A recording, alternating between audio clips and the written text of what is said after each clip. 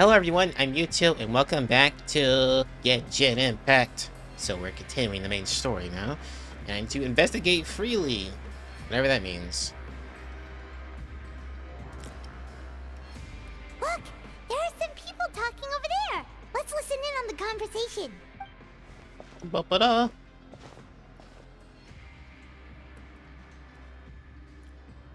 If you ask me, those pompous parasites on the surface act like they're all a bunch of aristocrats. Do any of them give half a hoot about a bunch of dogs like us? Hey, speak for yourself, mate.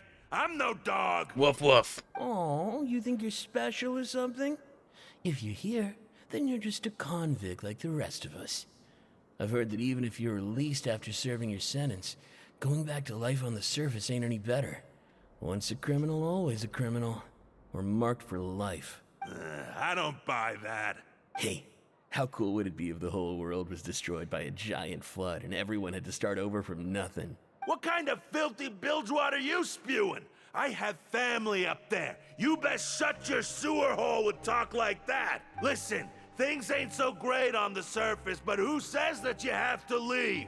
I've heard that you can still stay here and work even after you've served your sentence. Not bad if you ask me. Who wants to live in the ruddy overworld anyway? And what makes you think they'd want to hire someone like you? That's one of the great mysteries of the universe, how someone as useless as you is so confident. Whoa. Wow. Sounds like they're really unhappy about the overworld. Speaking of which, Paimon never heard anyone use the words overworld or underworld when we were living up there. Is it only something the inmates down here say? I think you're right. That's true.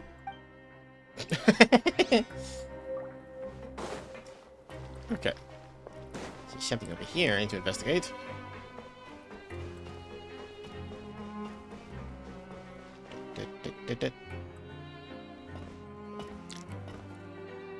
There's a group of people over there. Let's go listen in. So I said, that's not a faucet. Hey, who are you two? Why'd you come over all of a sudden? Yeah, I did. Oh, sorry for eavesdropping. Sounds like you were talking about something private. What's the matter? They're just looking to join in on our fun, that's all. Hey, don't pretend like it's okay for them to just interrupt us like that. Yeah, fine. You're lucky we don't mind extroverts that much. Thanks, you guys are really nice. You hear that, Quisto? What nice! Your expressions tell me you're looking to hear some juicy info, am I right? I guess. Sure. But before that, it just so happens that I know you two. Wait, what? You do? Really? No. Are we that famous? Not yet. Or ever. You're kidding. At all. How often does anyone get a personal tour led by His Grace himself? Practically everyone was talking about it. Word has it that you also caused quite the kerfuffle. It was just a little mistake. A little mistake, huh? I like the way you put it. You see, people with a good attitude can join our group anytime, unlike some of the others here. Your group? I'm Quisto, and this is Lavaroon. People usually call us the Bombshell Bros, but don't worry, we're not playing with bombs or anything. It's just that our information is always so explosive, and we blow minds on the regular. I see. So, you two really like to gossip? Whew, you sure know how to embellish. No, you don't get it. Knowing intelligence will make things better for you here. For example, knowing who's working with whom, who has the latest rumors, who's not getting along. Wouldn't you like to know all that? Sure, fill us in. Oh, my Arcot, I'd love to know. Please tell me. Whoa, all this info's worth something, you know? Oh. You should prove you're worthy of it. What, meal tickets? I Whatever the don't fuck? mind him. Quisto's always this way. Just play nice and say something to massage his ego. The welfare meals. Talk about the welfare meals. We ate the most incredible welfare meal recently. Right. That meal we had yesterday was super delicious. Paimon can still taste it whenever she closes her You eyes. can just taste the welfare. Is that so? To tell you the truth, I've been helping out with making those welfare meals. I've been working as a kitchen assistant for about a month and a half now. Oh, so you're the one who made those delicious steaks. Amazing. You could be professional chef. You are correct. I am a true professional. In fact, Wow. I even went to culinary school. Since you like my cooking, I guess that means we share similar tastes. Listen carefully. Okay. This little bombshell will help you learn what's really going on here in the fortress. Huh? Did LeBron just wink at me? Seems to saying, don't be upset. He's a good fellow. Listen, kids. The power structure within the fortress is quite complicated. The overworlders couldn't care less about us down here. We're basically dogs to them. You've already met the one person here you should never cross, the Duke, Risley. He knows more than you think. And if he doesn't care about something, then he often doesn't bother dealing with it. Those who have the Duke's attention get all kinds of special perks, even better treatment in the infirmary. I know who you mean. It's that Jurier character, right? I don't think there's anything useful about him at all. Why does he visit the infirmary practically every day? Is it normal for anyone to be going in and out of there so often? If you ask me, he's just faking it to get out of work. But did you know that Jurier was a talented researcher from the Fontaine Research Institute before he came here? There's no denying that. I don't care if he was a researcher that could turn dirt into Mora. Once you're in the fortress of Meripede, you're just another inmate like everybody else. Huh, interesting. According to Cousteau, a person named Jurier frequents the infirmary. I should take note of that. Speaking of which, the last time I saw him, he was passing by the corridor with Lorvine. I also heard they started arguing in the library and got into a fight, right? Guess that's just how terrible of a guy he is. You mean he hit a woman? Wow, I never imagined he was that bad. But that Lorvine's also quite the odd one, you know? She's always gabbing away, got into a fight with a man, and she also got sent to the infirmary. Come to think of it, I always see her going to the sick bay every couple of days, too. They're making out. They're doing the thingy. You don't think? They're doing it. Do you think could it be that they're secretly meeting there to go on dates? But it's really hard to imagine. After all, I can do imagine it. remember seeing Lorvine beat Jurier to a pulp that one time. And we might be overthinking things. I'm confused. What kind of relationship is this? So Jurier had a confrontation with a girl named Lorvine, who also frequently visits the infirmary. I'll remember that too. Thank you for the juicy goss. Is it really all right for us to talk about people behind their backs like this? That's just how it goes. Good gossip is still gossip. Yeah, I guess you're right. But wait, we're not just gossiping. This is legit information we're discussing here, right? Sure.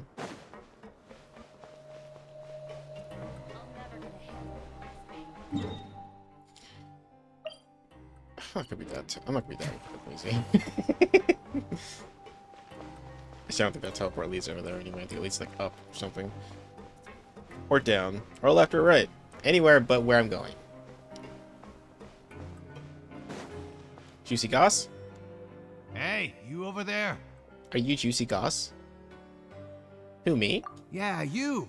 Say, do you like playing card games? Oh, You know, God. like Genius Invocation TCG? Hell yeah. Even people down here play that game? You TCG players are like mint in the wild, literally sprouting up everywhere. Hey, come on now. What's wrong with finding fellow Invocation aficionados?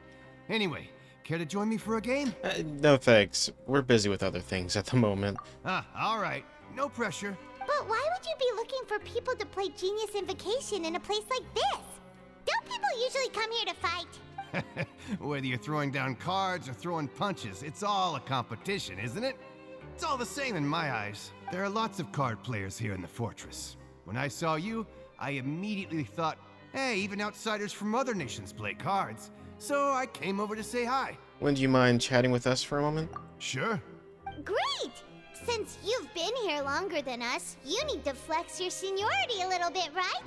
Maybe you could start by telling us newcomers some stories about this place. I thought you would have already heard everything by now. All right, then. Did you have anything specific in mind? Or do you want me to just pick a topic? Why don't you pick? We'll let you know if we've heard it already. All right. Have you heard any strange rumors since you've arrived? Yes we have. Ben, did you know that there are some people who are always gossiping over in the corner? In fact, I do. You mean Crystal and Laveroon? Yeah, so you've already met those two. Crystal, sorry. They're quite a pair. They always keep an eye out for the latest happenings and gossip about everything. I've never seen anyone with more time on their hands. I heard that they used to be a chef and a bartender before they were sent down here. You know how bartenders are, always chatting with customers. And chefs love to pass the time just hanging out when they're not cooking. Good to know. Do you have anything else to tell us? Let me think. Sounds like you want to hear something a little more tantalizing. Oh, did you know that the Duke was also a convict in the fortress of Meripede before? Huh? Wait, are you serious? It's interesting. That's right. The Duke was an inmate just like you and me. Seems he was exiled here for committing some crime. Who knows how he ended up rising up to become the warden, though? To go from an ordinary inmate to becoming the manager of the whole place? I'm not gonna lie, I kinda respect that. By the way, do you happen to know anything about a forbidden zone? A forbidden zone? Yeah. Sounds like something that someone just made up. I've never heard of that. Where did you hear about it? It's just a rumor we've been hearing, but no worries if you've never heard of it. Do you have anything else you can tell us? Anything else? Not that I can think of, but I'll be sure to tell you anything interesting I hear next time. You'll have to play a game of Genius Invocation with me first, though. Okay. Okay, we've talked to just about everyone, and it's about time for us to go meet Linny. According to the card he left us, we should go meet him in the production zone. Can I teleport down there? I always forget how to do this. That's where it's shit. Shouldn't I teleport down there? Is this it? Fuck. Alright, fine. Wait. Which way am I going? Oh, this way.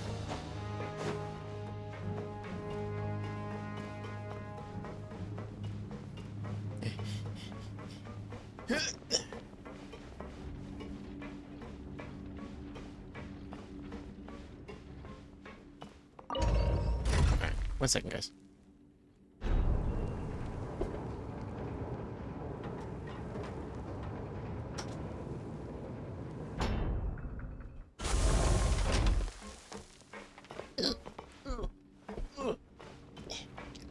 Shit.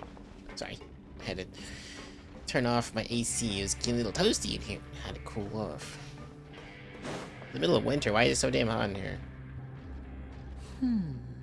Hello, Linny. Huh? It's-a me.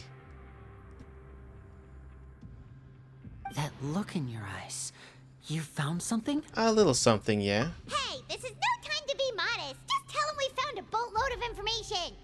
Oh, as expected of the legendary duo, you have my full and undivided attention.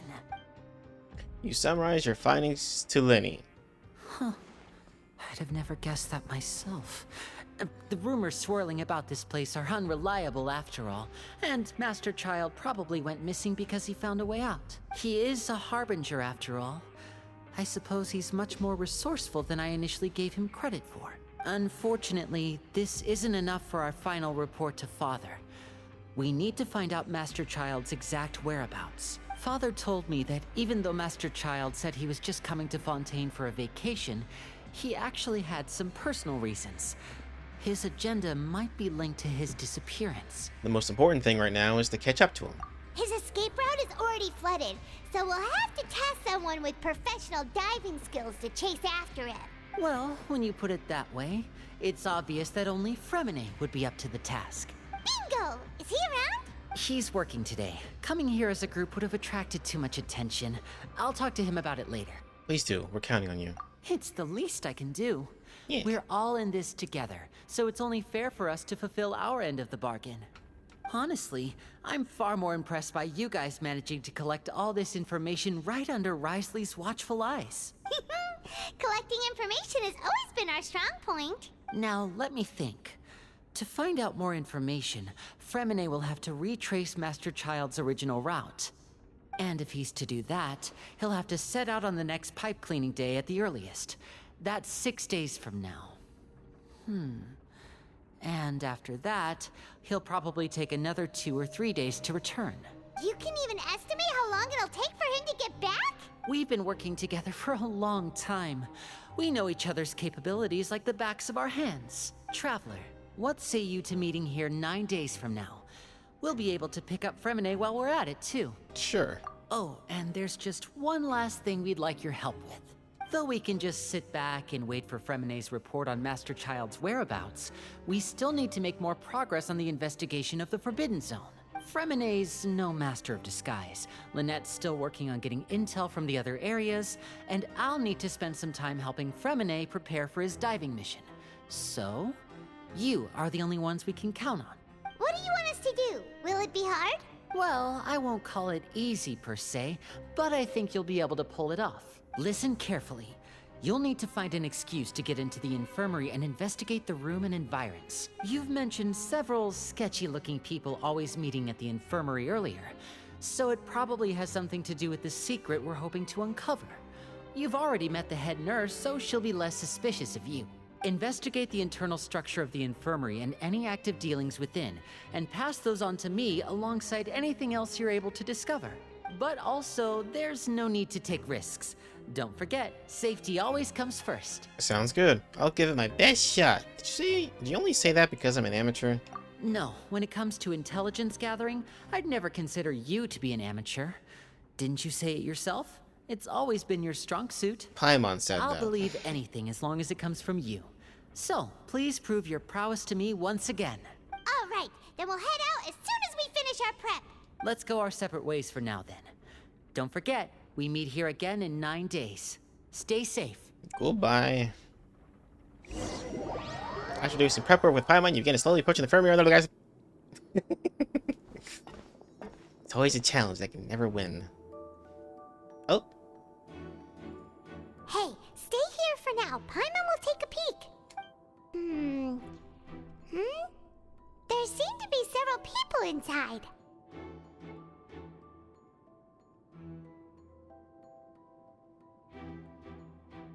Oh, sorry. Let's try to eavesdrop on them first. That's something was gonna happen. You and Paimon hide in the corner and try your best to eavesdrop. Several people being good. Guess what they're saying. I feel like it's not impossible.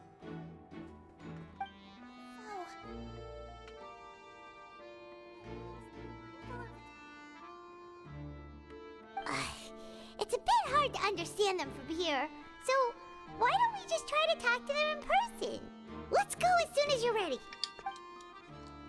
You nod and take a long deep breath before you smell a potion from the bottom of your inventory. Potions are pellets of weapons before in case it makes you want to hurl. Oh, I see. I'm inducing sickness so I can get in there. Good whiff, next person's down away, pursuing second. Okay. Someone, please help! She's sick!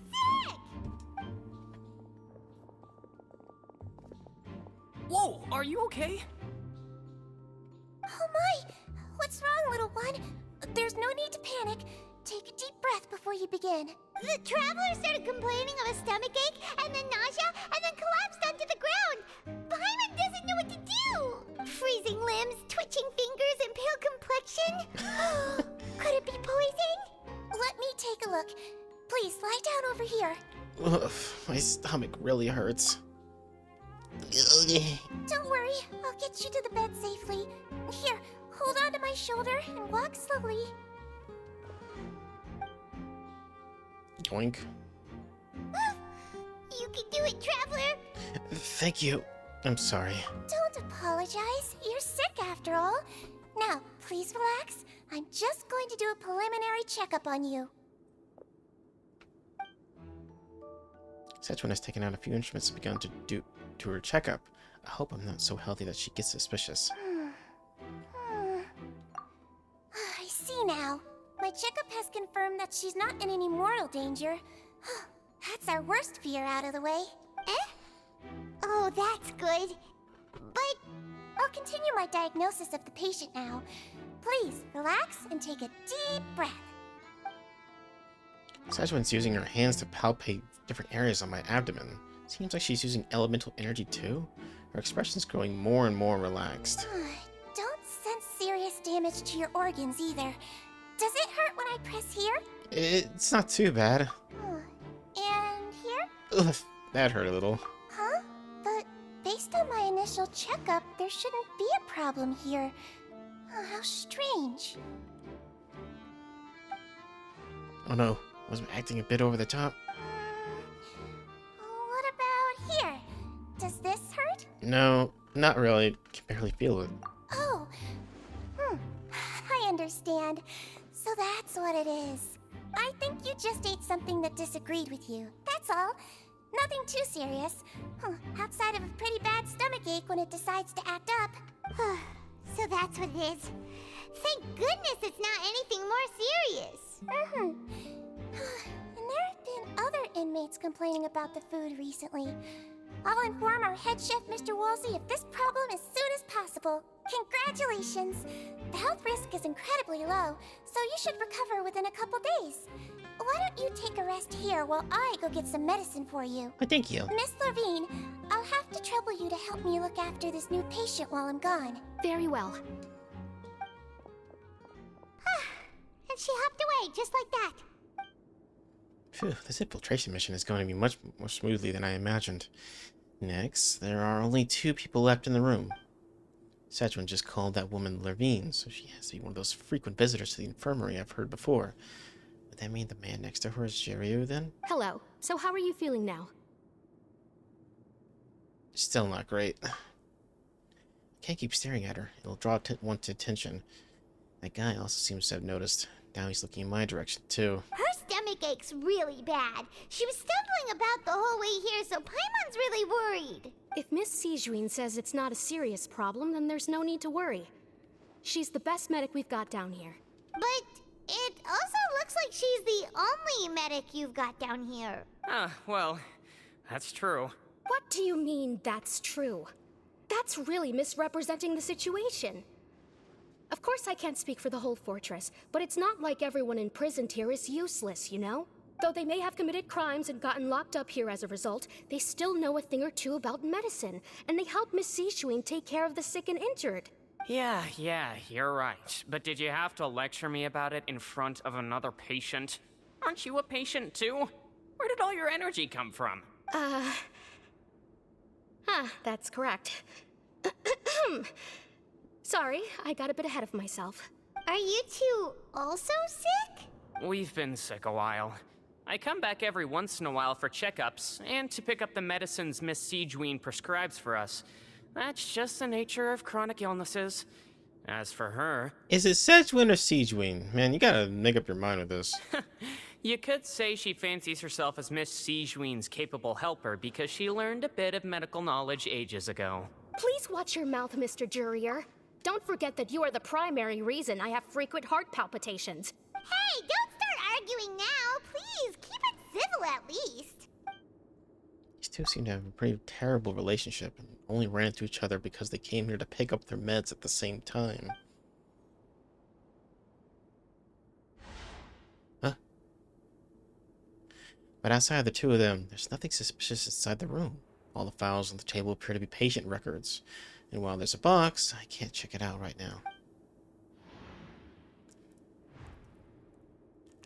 Also, that many furnishings on the wall. Huh? Wait, seems to be a movable hatch on the ground over there? Hey! There's no need to fight! Everyone will be released someday, so there's no need to argue over silly things like this! But... Release. It's way too early for us to even think about that. And who the heck knows if we'd even be able to continue our previous lives? The presence of a movable hatch isn't strange by itself, but perhaps if it's my adventurous intuition speaking. Isn't it a bit strange that there's a movable hatch here of all places? Is it hiding something? Please allow me to end this boring and useless conversation. Please do. Oh, and Mr. Jurier, I don't want to see your face here again anytime soon. And same to you, Miss Lorvine. Anyway, that was more than enough rest for me, so I'm going to get out of this excessively noisy place. See you later, everyone. He just slowly walked off like that? That's just what he's like. I'm sorry you had to see all of that. I'm Lorvine, and that's... Well, his name is Jurier, but I hope you'll never have cause to remember his name. You really can't stand him, huh? I mean, can you blame me? Who would like someone who's as arrogant and obsessed with weird research topics as he is? But there's no need to keep dwelling on him. I'll accompany you two for a while. Miss Seashween should be back soon, and I'm sure you'll feel better as soon as you've had some of her medicine. And thank you for looking after me. No, it's nothing. I'm back! Did you rest like you promised? Nope. Thank you for getting our medicine, Miss Seashween. Did you all cooperate with your bed rest? I trust that nobody got up to walk around. Good. Here, this should be 2 days' worth of medicine for you. Take 1 pill now, and then continue your bed rest. Thank you. You take the stomachache pill that Siegeween gave you. Miss Lorvine, I left in a bit of a hurry just now. Do you still remember if we discussed the color of the pill that you should be taking today? I remember. You said it should be yellow. Did they talk about that before we walked in? Why don't I remember? Yellow, huh? I understand. These are yours. Please, make sure to go to bed early after taking them tonight. You'll benefit from a good night's sleep. All right, then I'll also be on my way now. I hope you feel better soon, too. Thanks. See ya! Alright, leave. Leave us. I'm going to fill out your medical record now. You're widely known as the Traveler, right? I just want to double-check a few details, if that's all right with you. Those two made quite the commotion just now, so why don't we let the Traveler rest? Paimon can answer the questions instead. So her primary symptoms are abdominal pain, with secondary symptoms of nausea. Is there anything else? That's it. All right then. Is there anything we should know besides to take the meds? No, her base constitution is quite good, so I'm sure she'll recover quite quickly after taking the medicine. Please, make sure to stick to bland or less stimulating foods. And don't stay up too late at night. Got it. Paimon will hold the Traveler to that for sure. That's when Siegeween's still looking at me. She's just trying to take a nap, like she said. Oh, you're going to take a nap already? Yeah. Okay then, you get some rest. Good night. You move yourself to a regular patient's bed. So roll me at once. You can, however, still catch some hints of Paimon's conversation with Siegeween. We've been to lots of places together. She may look a bit under the weather now, but she's actually super strong. Oh, so you're the best of companions. Well, don't worry, she'll recover soon. Companion, that word brings forth a wave of comfort. You let yourself relax and fall into a you're restful awake. sleep. How do you feel? You slept for a really long time, but we never left. I feel a lot better. Thank you both. Well, now you can go back without a worry in the world. Remember to take the meds regularly, and don't forget, bland foods. Thank you, Miss Siegeween.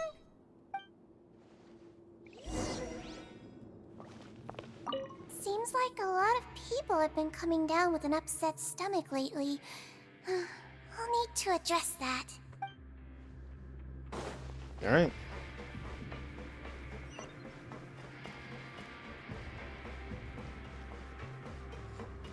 Don't worry, I still have problems with Siegeween. I don't like her. She should just be a regular mellow scene. Why does she have to have a chibi human face? It makes me scared and sad inside. Everything I looked up about it just says it's for marketing reasons, and I could probably agree with that. But it's still annoying. Bleh. You really are something. To be able to fall asleep like that and even sleep talk the entire time, you scared Paimon half to death! Wait, did I say something I shouldn't have? No, but you kept mumbling things along the lines of, Pyron, don't take my grilled fish, and put down the Adeptus Temptation now! Paimon talked with Siegeween the entire time you were asleep. She seems like she's just a sincere nurse, and Paimon didn't notice anything unusual in the room. Are you sure we're not going off track with the infirmary? The fucking lady told us to do it, the place. Are we really off track though? There's still a few weird things about the place, like the hatch. The that movable hatch on the ground, as well as the questions Siegeween asked Levine. And also, were they really talking about their meds before we walked in? Oh, and Levine and Jirier's argument genuine, or were they just putting on a show? Paimon, hear me out. Whoa, you really are super thorough. All those tiny little suspicious things that Paimon didn't even pick up on. We've got to give the info to Linny. Over the next few days, you and Paimon work the stations as normal. You write keywords on the suspicions on a piece of paper. Well, see, now it gave me a long time to read that. Why did you do that every time? Instead of, like, half a second.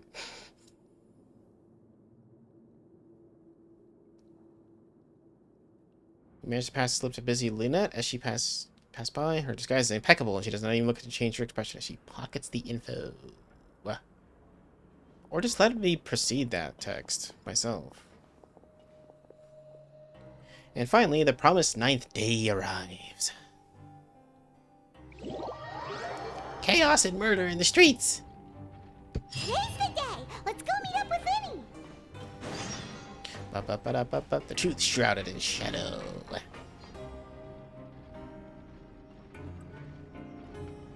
What are you doing here, Linny? Like, what is your job? Oh. Oh. Oh. Huh. Oh? Did you two run into any trouble over the past few days? Yeah, I did. No, we just worked our shifts according to the schedule. I mean, no. Nothing weird happened. That's good. That means you didn't raise any suspicions when you infiltrated the infirmary. We've taken a look at the slip you've sent. Fremine successfully left the grounds via the pipes 2 days ago, and as of last night, Lynette has also infiltrated the infirmary after faking an illness. Wait, why is she getting involved as well? You already went above and beyond when you scoped out the infirmary. To put it more bluntly, even if we were to view that as something you did in exchange for Fremine's help, you've already done more than enough. Infiltrating a guarded stronghold is a different kind of job from a one-off investigation. We want to avoid using the same faces over and over and reduce the amount of suspicion that will fall on any given person. Lynette also felt like you have already taken the first step for us, so she should be the one to finish the job. So that's what Lynette thinks. Oh, Paimon hopes everything's going well for her. Yeah, I'm not opposed to helping you. Perhaps that's true. You are both very good people. You're welcome. And we've come to appreciate that more than anyone else. Unfortunately, there's still one thing that could get between us, lest you've forgotten. The matter of our respective loyalties. You've mentioned before that you've had some run-ins with the Fatui. I can understand that feeling, so I assume you're just helping us out of the kindness of your hearts? Well, everyone could use some more friends. We'll be counting on you to help us in the future, too.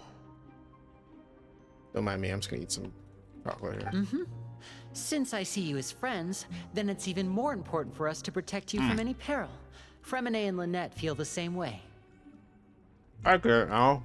Glad to hear it. Then, let's go check on Lynette before Fremine returns. If everything went well, then she should be wrapping up her investigation right about now. Is now really a good time to go over? According to my observations, Siegeween always spends around half an hour away from the infirmary right before lunch. Lynette knows this as well, so this should be a good time to meet up with her. Oh yeah, we heard about that too. Also, I'm her brother, remember? It's only natural for an older brother to care about his younger sister's well-being. Oh, you were twins. Okay, then let's head over right away. Yeah. Alright, that's delicious. You need something sweet. I'm all charged up now. Alright.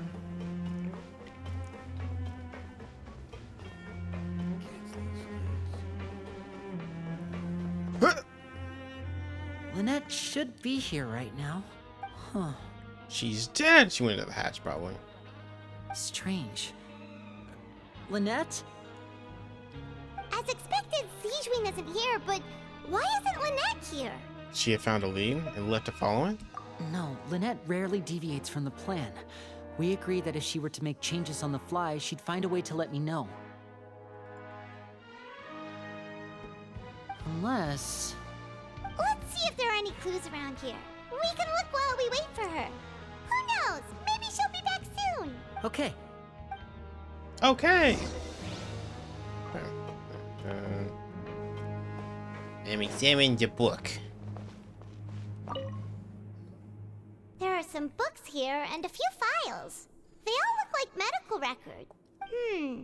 Advanced nursing, how to raise the spirit of your patients, a quick guide to the psychology of emotions, and the meaning of laughter. These sure are some interesting books. Very Who random. knew Sijwin would be interested in these kinds of things? Maybe she wants to be a She comedian. even has books on understanding people's motivations and feelings. Is it because she's a Melusine? Or does she have a need to understand her patient's emotional She's state? not a Melusine. She's a freak of Seems nature. quite normal to me. These are skills that would come in handy for a nurse from time to time. Okay. Bed. None of the beds have any signs of having been slept in. Except that one over there. This calls for more chocolate. That's the one Lynette must have used, right? You said she was pretending to be sick. She would have said her migraine was having a particularly bad flare-up. Generally speaking, the head nurse would then ask her to lie down and rest, while she left to retrieve the medication. But this bed is still unmade. Which means either the head nurse didn't return the entire time from when Lynette laid down up until she left the bed, or the nurse intentionally left it this way. Oh no, that's not a good sign.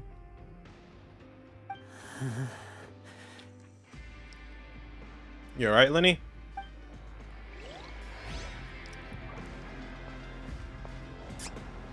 And the secret hatch. Ah, this is it! We saw it before! Wait, this thing? It doesn't look like it's been disguised that well. Lenny leaps down to get close to the movable hatch and starts tapping on several The different space parts. behind it is empty. From its size, I don't think it's an entrance that is meant to be taken apart. There's probably a mechanism around here somewhere. Could Lynette have tried to get inside? But if that's the case, she would have contacted me for sure. She's dead! I mean, she's fine. I mean... She got distracted? Think faster. Let's look around here for some more clues. Don't panic, just take another look. Look on Lenny's face. He's definitely beginning to panic. Don't panic. He probably said that subconsciously more for himself than for me. I'm trying to eat chocolate over here. Hey, you guys, there's a slip of paper over here! A slip of paper. It's right over here, and there's a bunch written on it too. It reads, You two you "Out have of diabetes. respect What? For your usual practices, I'll use a piece of paper or card as the medium to pass on my message. You may consider this as me giving you my best regards." This is... Is that all? Is there anything on the back? The back. This is... A ransom note? Show me! Now! That look on your face. Paimon's reading it now. Would you care to guess where Miss Lynette of the Fatui could be right now? No. Could she have... Is she already... Writhsley. Did he deliberately leave the infirmary unguarded to use it as bait? Wait, you mean he was aware of our goals from the very beginning? But why? We didn't run into any trouble last time, and he also never reached out to us since. Why would he choose to act during our second infiltration attempt instead of the first? Yes, that is a crucial question. Writhsley, he doesn't do anything without a clear goal or reason. So this means he had no concerns about your activities from the very beginning. You're not from the same camp as us. You were sent down here by Nervulet, so you have no conflict of interest with Writhsley. We're a completely different story, though. Why did he only go after Lynette? Why didn't he go after you as well? I'd like to know that, too. Why did he only go after her? That's why I just asked you. Don't panic. Just think everything over. Stop panicking. I have to stay calm. This is not like what happened last time. The situation's different now. Here, have some chocolate. I'm gonna have some chocolate because I'm starting to panic right now too. Wait, you're right. Wait, but that means... Yeah? Hold on. I gotta take my shot real quick. The fact that Fremine was able to leave the grounds... Alright. Could Writhsley have let him go as well? But what does I got it now. He deliberately made them both disappear. So he's challenging me and trying to provoke me, I'm sure of it. Ah, we never should have sent out Fremine. We had to go through all that trouble to find an opening to sneak him around the guards and into the pipe, and we even thought luck was on our side. If Wriothesley let him leave on purpose, then he's probably in a terrible spot now as well. Lenny's getting more and more panicked. We have to calm him down. Calm down, Lenny. Don't be like this, Lenny. Fremine wouldn't have left if we hadn't told you about Child. That was our fault. No. I'm the leader of this operation, and I'm the one responsible for this team. I was the one who failed to protect them. I'll go talk to Wriothesley. Hey, don't be reckless! Traveler, please talk some sense into him. I simply cannot allow Lynette to be abducted again. I have to go. I'll find a way to get them back. Well, He's rushed out the door! After him! what door? No door in here. It's like an opening. It's a doorway. Sneaky Melusine. Oh, she smiled. Right. I feel like we still have some room to make changes on these details. It's not impossible, but it'll require extensive testing. Is that so? Very well. Then please be mindful of the time. Huh? Is someone? Pack everything up. Whoever's outside is eavesdropping. They'll probably come in once we stop talking. Someone! Please help! She's sick! All right, we saw this part. We don't Are even. you okay? These two. Oh. As expected, they've already found this place. Oh, they are quite sharp. What a delightful turn of events. I like smart people, but I also like playing dumb. I like the feeling of being trusted. What the fuck? I'm scared of this girl now. What's wrong, little one? There's no need to panic. Take a deep breath before you begin. Being able to read human expressions is quite the useful skill. Lenny, wait!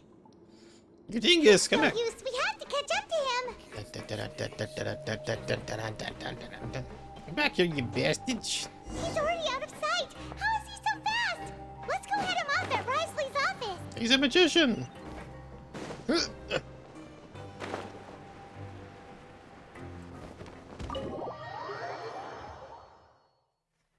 Alright, I won't eat any more chocolate, I promise. I just wanted a little bit.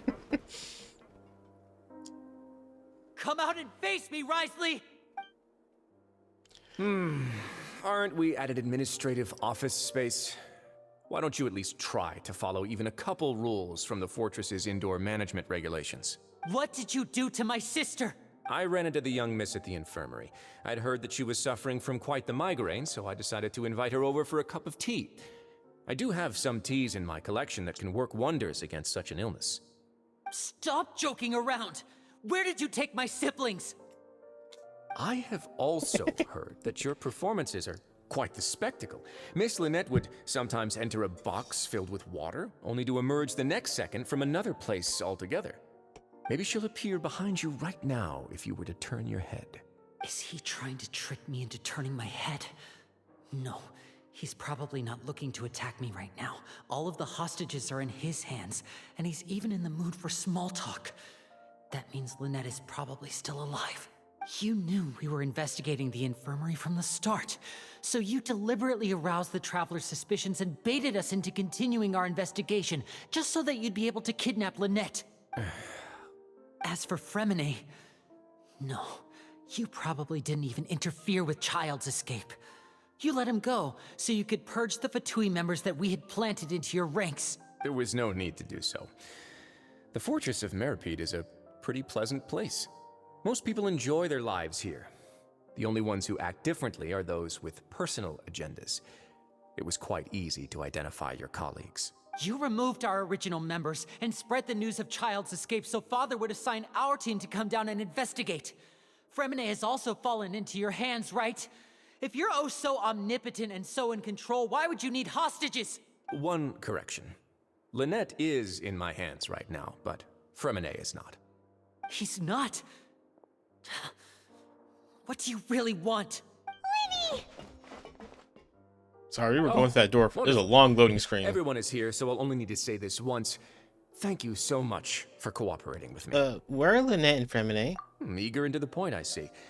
Alas, only Miss Lynette is currently having a cup of the fortress's finest tea. Although, as per your original plan, Mr. Fremine should also have returned to the fortress by now. But he has neither shown up within my gates, nor has he been taken into any kind of custody. So where do you think he may be right now?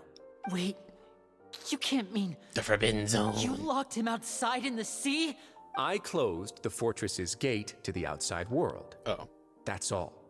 Fremine's a star diver, so he should be fine, right? No, we're still here, so he definitely tried to find a way to come back for us.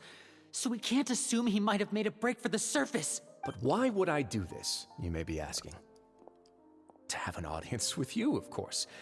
My intel tells me that Mr. Linney is a great magician, so it's only natural for me to want to have some cards of my own when it comes to negotiating. Besides, I do recall you mentioning to Miss Lynette that you've always wanted to have a face-to-face meeting with the Lord of the Fortress of Meripede, regardless of whether it was in a personal or a professional capacity. Well, you got your wish. So, you've been keeping tabs on us before we even set foot in the fortress. Some of my folks just happened to hear a thing or two, that's all. In any case, I will be straight with you. I was willing to play dumb and turn a blind eye, so we had a pleasant few days playing games together here. But once you started focusing on the Forbidden Zone, all of that changed. Mr. Linney, the cards are stacked against you right now. Miss Lynette is in my hands, and Mr. Fremine is still slowly being pickled out there in the brine. You know just as well as I that he cannot last out there forever. You need do but one thing to guarantee their safety. I would like you to contact your superior, and ideally invite her over for a cup of tea with me. You want to see Father? But why should she bother giving you an audience? Well, if she cares for the well-being of her dearest children, she should have plenty of motivation to join me for a parents' evening. I've heard that the bonds between the members of the House of the Hearth are like the bonds of family. I don't see why she would refuse. Why did you think Father sent us to handle the Fortress of Meripede? This place is basically a no-man's land. It wouldn't be fitting for anyone as important as a harbinger like Father to come here in person. Oh, I see. So it's because she doesn't care for my place here. That's such a shame. After all, I've amassed quite the tea collection. I was looking forward to sharing it with her. Both Monsieur Neuvillette and Lady Farina have already received many samples as gifts. Was this the extent of your master plan to get to Father? No matter how much pressure you may put on me, I won't allow you to use us to blackmail her. You people really are difficult to get along with. All I'm asking for is a face-to-face conversation. Does she truly have no interest in the fortress's secret? Mr. Linney, you have one last chance to invite your father here. If you refuse... Lenny! You have to do this. Instead of asking why I'm doing this, why don't you try to see things from my perspective for a second? From the very beginning, the Fatui has been actively infiltrating my fortress. I gave you a warning by cutting off the first few operatives I found, but that only caused you to double down. Had you given up on the fortress then and there, I'd have no reason to want to talk. Mr. Fremine left the fortress on his own, and Miss Lynette tried to pry out my secrets right in front of me. No matter how you look at it, the responsibility for this falls on you. I shouldn't ask Father to do anything because of us. 6, 5... Wait, 2... You skipped 4 and 3. Time's up. It really is a shame, Mr. Linney. How's I supposed to contact? Negotiations have broken down. Please leave, ladies and gentlemen. It's time for my afternoon tea. Please wait. Can we really not talk about this some more? Yeah, listen to the Traveler. If you can't talk to Lenny, can you at least talk to us? You do realize that I'm only letting you go because of Neuvillette, yes? You're here helping him out, and I've already done my best to stay out of your way. But that doesn't mean you can just do whatever you want. The fortress may be small and remote, but it still has its own set of laws. I want to say Fremine and Lynette too. Then how about this? Those who are capable deserve respect. You've spent quite some time investigating my home turf by now, so why don't you tell me a thing or two about what you found? I'll ask you 3 questions. Answer all of them correctly, and I'll agree to your request. Question 1.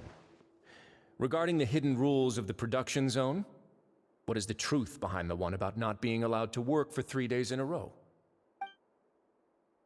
Kelly's asking about the hidden rules. If I recall correctly, if you keep working without any rest during lunch hour on the day, you will find a portion of strange meat in your welfare meal. It's a good thing that we've already run a thorough investigation on this. Let's see if I can remember all the clues. I should be able to find an answer if I can piece everything together. If you break the hidden rule of the production zone, your welfare meal might contain some strange meat.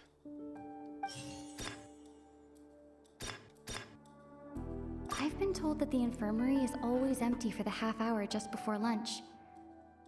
But what could Sigewinne be doing during that time? The Fanta promoter has been struggling because he doesn't recognize the real value of coupons. Meanwhile, the Duke believes that only idiots who don't understand the value of coupons would spend them on Fanta. We often see Miss Sigewinne observing the prisoners at work near the production zone. It seems like she can perceive the general state of a person's health just by looking at them. Fanta's internal reports suggest that they're starting a new trial of an unnamed and unpackaged product.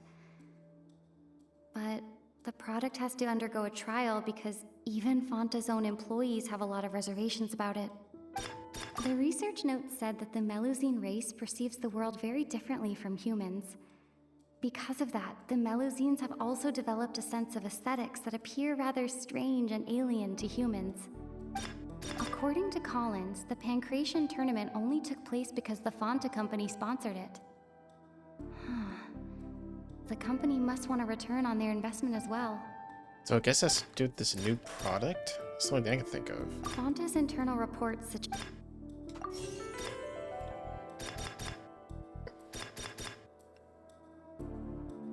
Oh, sorry. Go back 1 second. Can I go back? Fanta's internal reports suggest that they're starting a new trial. We will see if you keep working continuously.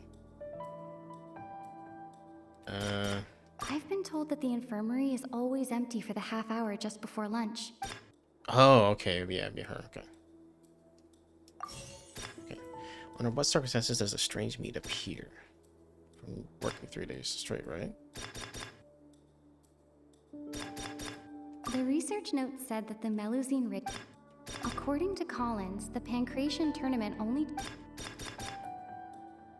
We often see Miss Sigewinne observing the prisoners at work near the production zone. Oh. It seems like she can perceive the general state of a person's health just by looking at them. Wait, no. So let me switch this one. I've been told that the infirmary is always empty. This one. Switch that one and put this one here. I've been told that the infirmary... And then this one's, why does the strange meat appear the way it does? That's probably this one. Fanta's internal reports... Oh, it was the last one was wrong. Okay. According to Collins, the Pancration tournament only took place... The research note said that the Melusine race perceives the world very differently from humans. Because of that, the Melusines have also developed a... The Fanta promoter has been struggling because he doesn't recognize the real value of coupons. The Fanta? According to Collins, Oh, it is the Fanta. Damn. The Fanta promoter has been... No, I guess not. It was the medical records. The research note said that the Melusine race perceives the world... I don't know why it has anything to do with it, but... Humans. It's because their taste is different? Ah, so that's what's going on. Sure. Paimon understands it now. Who would have guessed? The hidden rule of the production zone. People are not supposed to work 3 days in a row, and if they do, they'll get strange meat in their welfare meal. At first we thought this strange meat must have something to do with the people who disappeared, but in reality, they were all prepared by Sijween, the head nurse. She often visits the production zone to observe the workers' health and makes a note of anyone who has worn themselves out after 3 full days of work. Out of her sense of duty as the head nurse, as well as her genuine concern for the workers' health, Sijween visits the cafeteria right before lunch and cooks an extra dish for those who can use the stamina boost. Sijween has only the best intentions with her surprise gift and doesn't want anyone to find out about what she does. However, unfortunately, Melusines as a race perceive the world differently from humans, and their sense of aesthetics is even more alien to us. The recipients of her lovingly prepared special meals cannot taste the care within and usually just freak out. Are we on the right track? Not bad.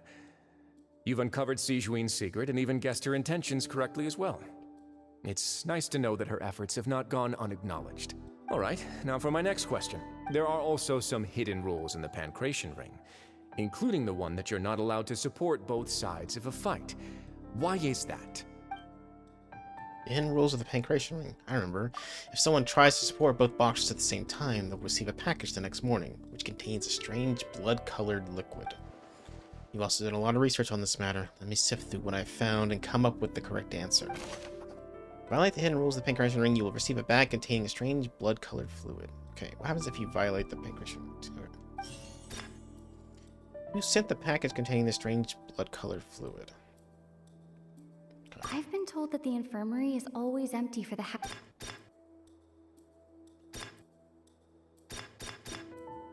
Okay, so this... Fonta's internal reports suggest that they're starting a new trial of an unnamed and unpackaged product. But... maybe that's the trial. So yeah, maybe this one. Why does strange blood color look the way it does? the Fonta promoter has been struggling because he doesn't recognize the real value of coupons. Meanwhile, the Duke believes that only idiots who don't understand the Fonta's internal reports suggest... Fonta's internal reports... Why do only those who buy tickets to support both fighters receive the package? According to Collins, the Pancration tournament only took place because the Fonta company sponsored it. Yeah, that. Oh, shit, I was wrong on both those.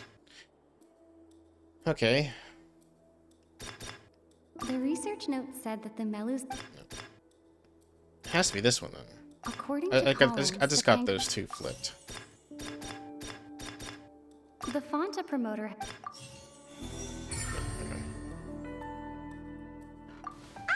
Paimon gets this rule too now, so there really was nothing to be afraid of. That hidden rule of the Pancration Ring is about how, people are not supposed to bet on both boxers at the same time. And if they do, they'll receive a package containing a strange, blood-colored liquid.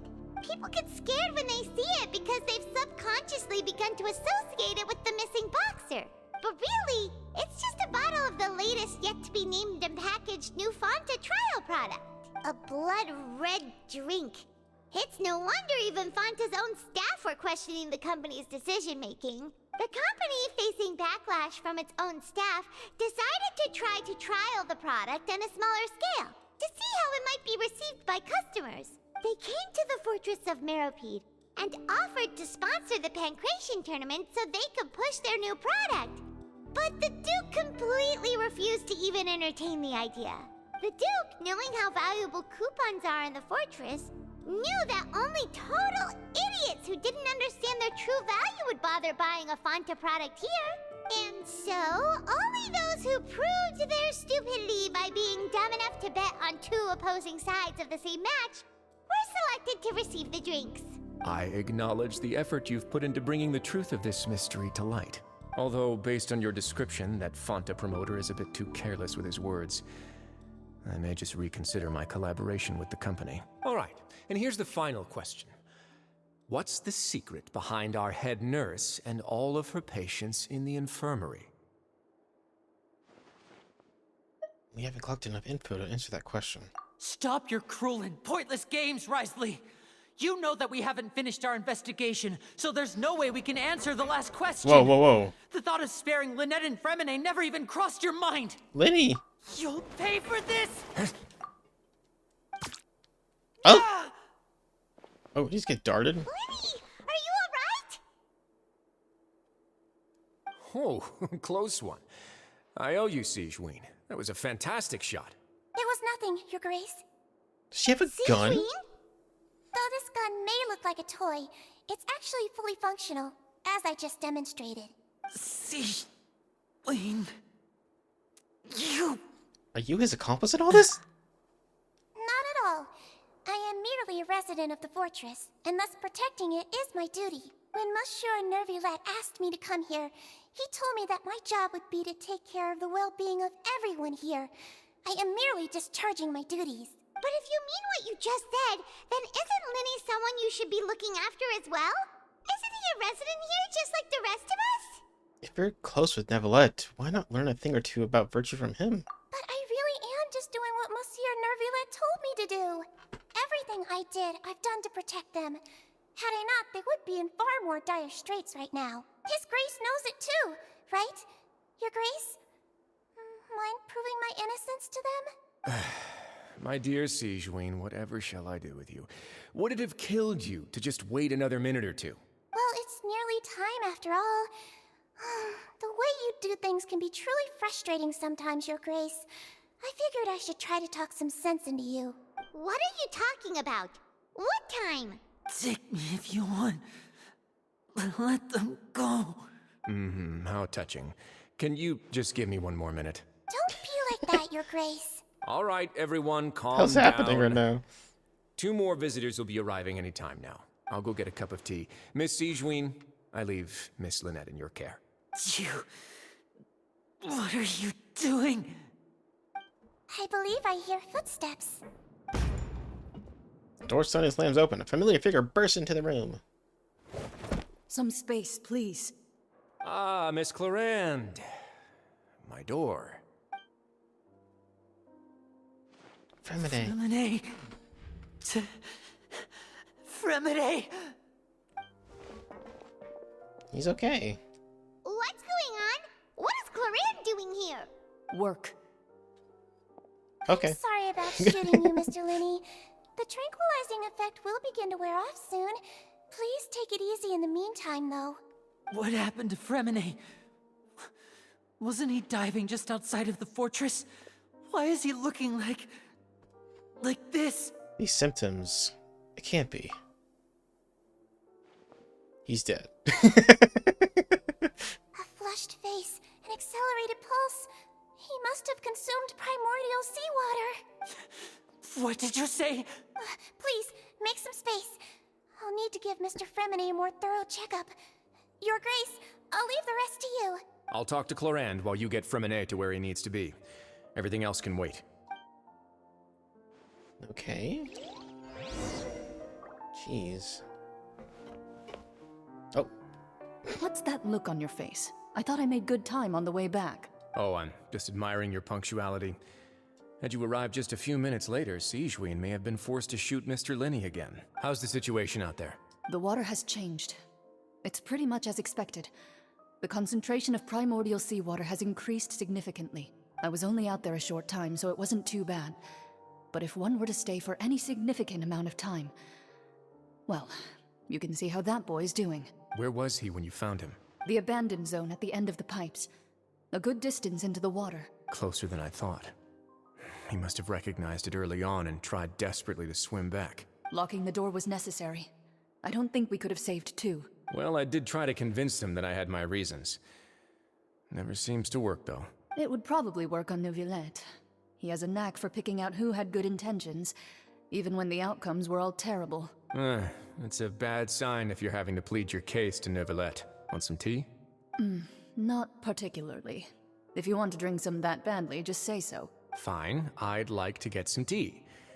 Want me to get you a cup too, since I've already made it? Might as well then, I suppose. Actually, do you have a towel? I would like to dry my hair. Okay.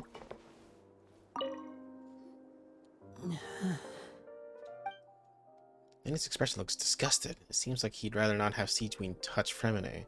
Still, he didn't stop her, since it's obvious that Fremine does require urgent medical care.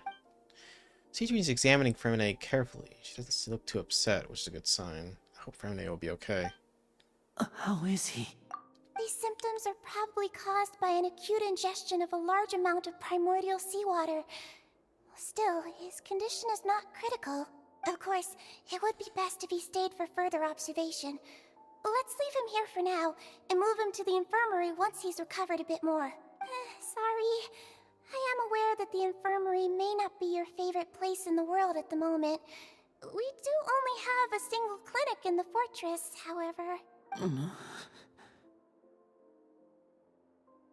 Why would he ingest a large amount of primordial seawater after leaving the fortress? How could that possibly happen? Please, look after Mr. Fremine for the moment. I'll go fetch some medicine and a respirator. Oh, I'll bring Miss Lynette back with me. Where is she? How is she right now? Oh, she just took a nap in an empty room after I tranquilized her.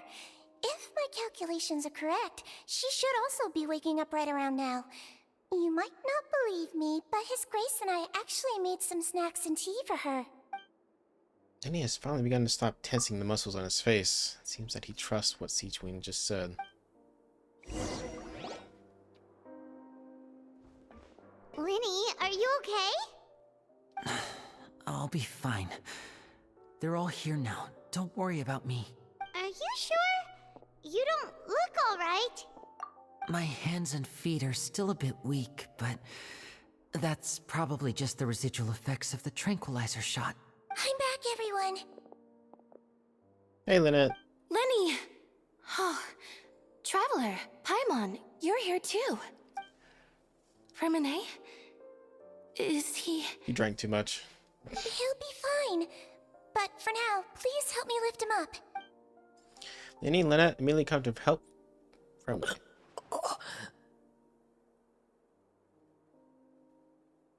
Everyone only has one eyeball. And he's dead. His breathing's beginning to slow down. Give me a hand and help me get him to the infirmary. Yeah, I'll take him from this side. Lynette, together? On it. Traveler, you seem pretty worried about him. Want to come with us? Very well. I like him doing much else. The Duke and Clarande are gone. They went to get tea. They probably went to get some tea.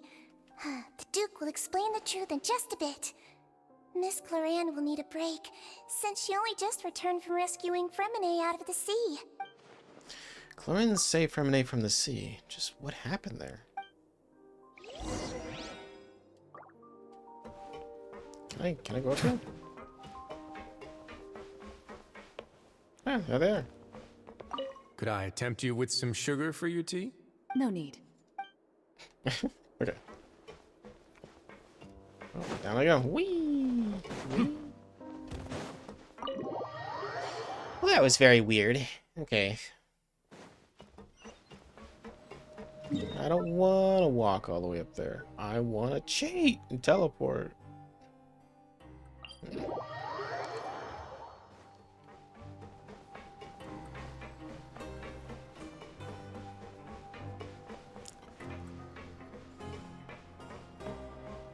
Do do do do do do do do do do do do do do. Ba da ba da ba ba do bo bo bo bo ba ba bo bo da ba.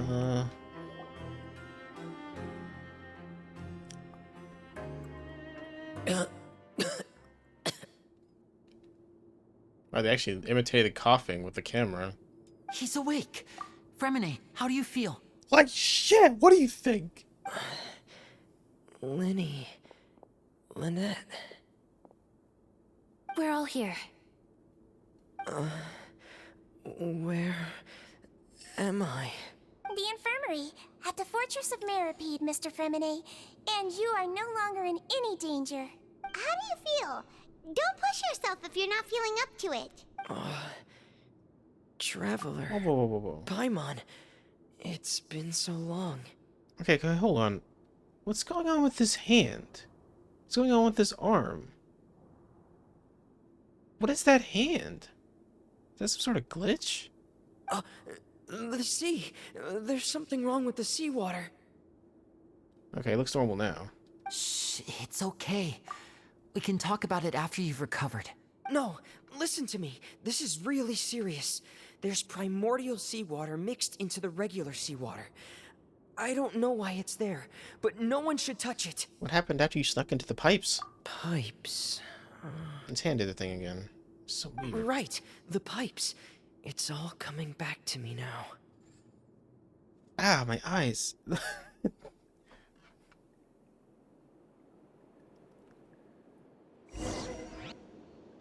Oh, I'm actually playing like a dungeon or something?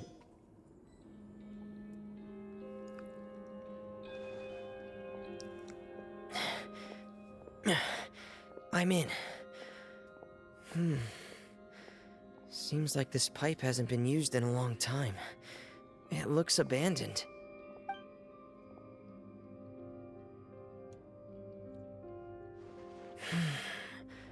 Where could Master Child be?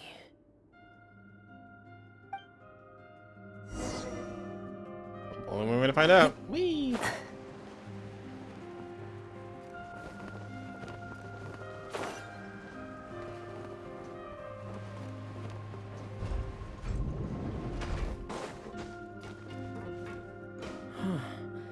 This mechanism looks like it's been tampered with. Could he have done it?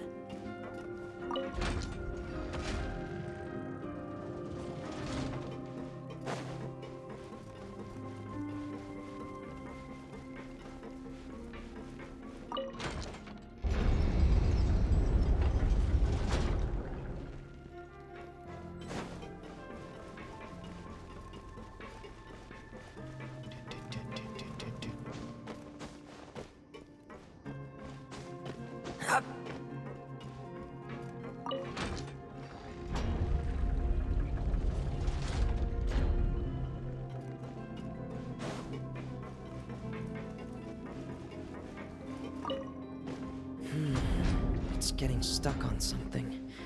Seems like I'll have to avoid those obstacles while I turn it. So you lower it back down, turn it first, then... Okay.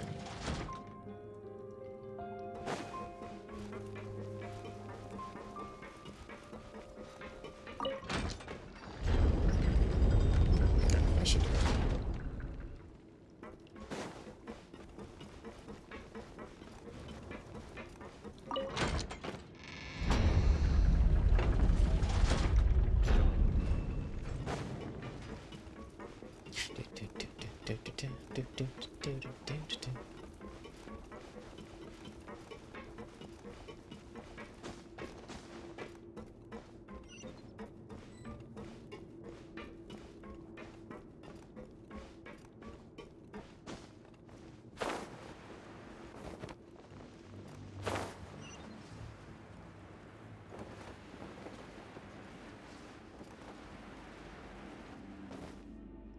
This is where the water starts.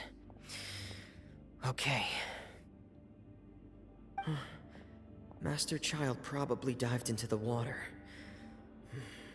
I'll go take a look as well.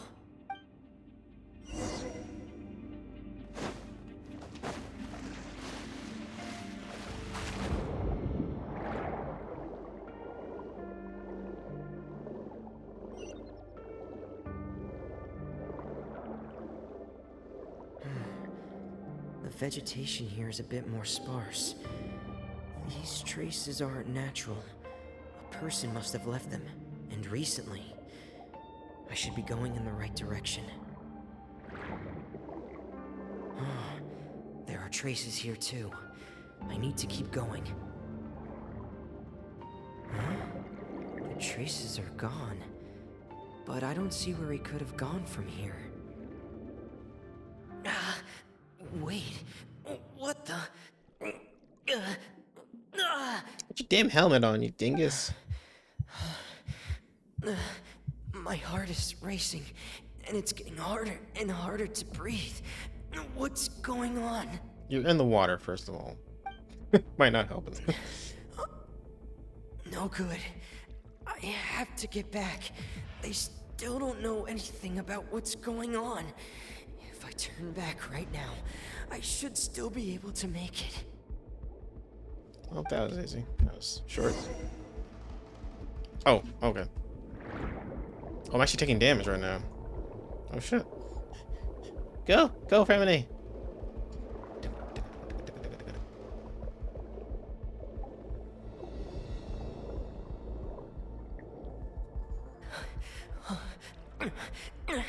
I can't die here. I like how he's in his head. This is bad. I'm feeling worse and worse, and I'm still underwater.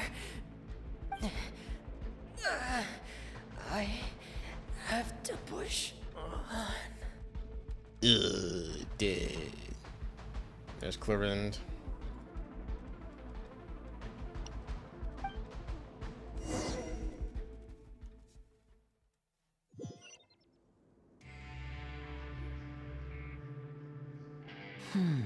So, in other words, the trail you were following vanished, and you had no idea where Master Child could have gone. But there was also no obvious place for him to have disappeared to. That's right. I tried my best to swim back, but I had already put some distance between myself and the fortress, and I just couldn't find the strength to keep going. I probably passed out some time after that, and you know the rest. Miss Clarand brought you back, but we also don't know why she just suddenly appeared at the fortress, or why she went out to save you. Miss Clorand, you say? I must go thank her in person. You're still too weak for Monet. You can go after you've had some more rest. Miss Lynette is right.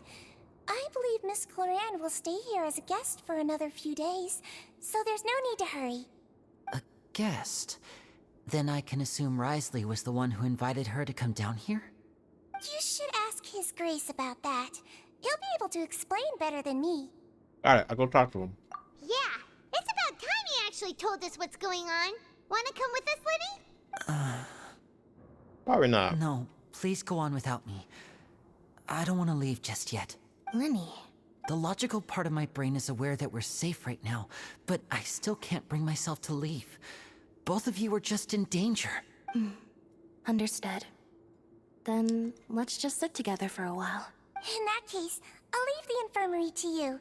The Traveler and I are going to head out for now. As long as you stay in here, I don't think you'll be disturbed. Thank you.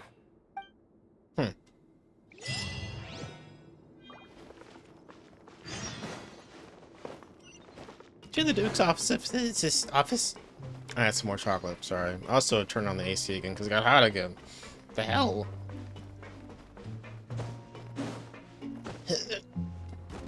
Uh-oh.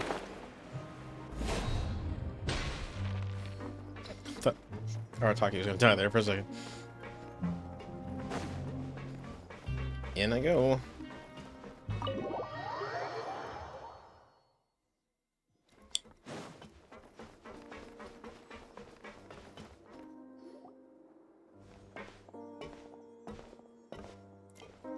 Excuse me. Hi. I take it Mr. Fremonet's condition has stabilized? Of course. I wouldn't have left the infirmary otherwise. I've been expecting those two, but might I inquire as to the purpose of your visit, Miss Siegeween? I wanted to check up on Miss Clorand. How are you feeling? Mostly fine, I think. If you don't mind, I'd like to perform another quick physical exam. It'll just take a few minutes. All right. Thank you for looking out for me. I'll take my leave for now, then. Well, want to explain yourself, Risley? Of course, but I'm not partial to the word choice of explain. How about enlighten? Please enlighten us as much as you'd like. Where should I begin? How about you start by asking me any questions you have? You can start with whichever one you'd like to get answered the most. Then Paimon will begin. Did you know about Lenny's goals from the very beginning? No. I just knew they were Fatui operatives sent to the fortress by the Knave. As for their specific goals, I only figured those out as you made progress on your investigation. You managed to monitor and stay ahead of them even though you didn't know what they were trying to do? They came here with ulterior motives. I'm quite adept at discerning what that kind of behavior signals. Why didn't you stop them? Initially, I thought their goal was just to investigate Child's disappearance. Linny suggested that I had deliberately let him escape, but in truth, I didn't really do anything special to help or hinder him while he was here. Everything he did, from finding helpers to leaving this place, he did on his own. Of course, it's inevitable that the knave would make a big deal out of her fellow Harbinger's unexplained disappearance. I'm also quite curious about where that Harbinger went. So I figured I might as well let the Fatui do their own investigative work. All I care about is the answer. So you were hoping Linny's group would just do your work for you? You make it sound like that's a bad thing. Unfortunately, things didn't go as planned.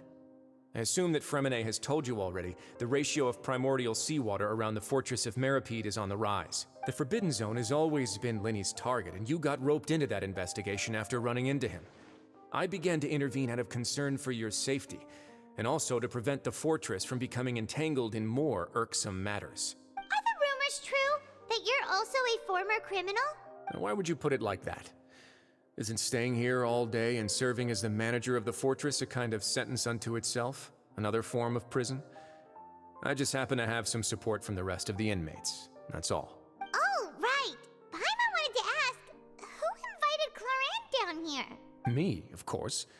I paid her good mora to come down to the fortress for some field work. As a champion duelist, Miss Clorant could be considered to be an independent party. I needed to find an exceptionally capable person to help me get through the impending crisis. And saving Fremine was part of that crisis? You can think of it like that, yes. Credit where credit is due, that boy is quite adept at diving. Had conditions not been as hostile as they were, he probably would have found the missing Harbinger already. So the Forbidden Zone really exists? What's inside of it? That's not something you should be asking after. Neuvillette only asked you to investigate Child's whereabouts. All I need to prove to you is that the Forbidden Zone had nothing to do with the Harbinger's disappearance. That should be clear now that you've spoken to Fremine. But we've already uncovered that there's something wrong with the infirmary, and we've answered a bunch of questions that you threw at us. Isn't it about time that you answer our last question in return? You make a compelling case. Do you really want to know the answer that badly? Yeah, Paimon really wants to know. Even if the truth may not be pleasant? Yes. Follow me. Okay. Where am I going? Oh, there's a secret over here.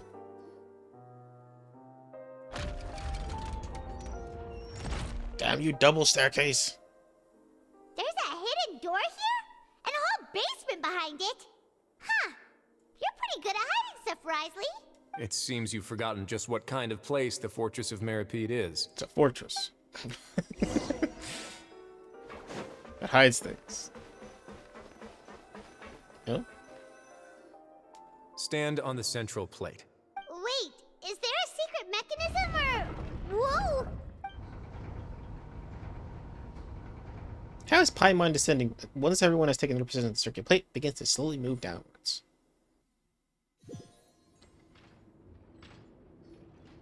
So, this is the Forbidden Zone? Honestly, for a place so well hidden, Paimon sure doesn't see anything special. And that is... What a huge door! There are 3 such isolation gates in total. Generally speaking, I'm the only one who's allowed to go inside. Hence the name Forbidden Zone. Am I correct to assume you're going to run on back and tell your little Fatui friends everything? Well, Paimon wasn't thinking of keeping anything from them. Well, I'd advise you wait until you've seen the whole truth of this place for yourself before deciding whether or not to tell them. Okay.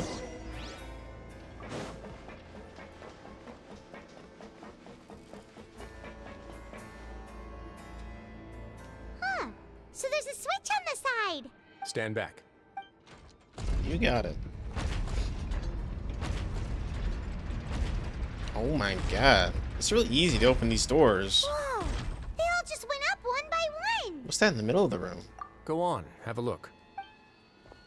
Is it the hydronosis? Swimming or something.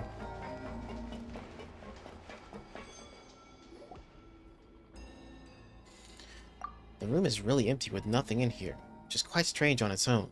There's also a device smack dab in the middle of the room, which looks like some kind of massive sluice gate. I've been interested in what lies beyond that gate ever since I assumed leadership of the Fortress of Meripede.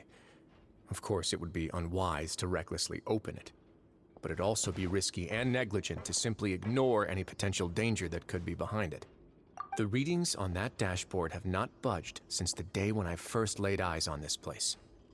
But over the past year, the needle has crept upwards from its original position, likely because some parameter it's been tracking has changed, if only infinitesimally. Normally I would have ignored it, but I happened to have some free time when I noticed it, so I investigated. Any guesses what the reading could be tracking?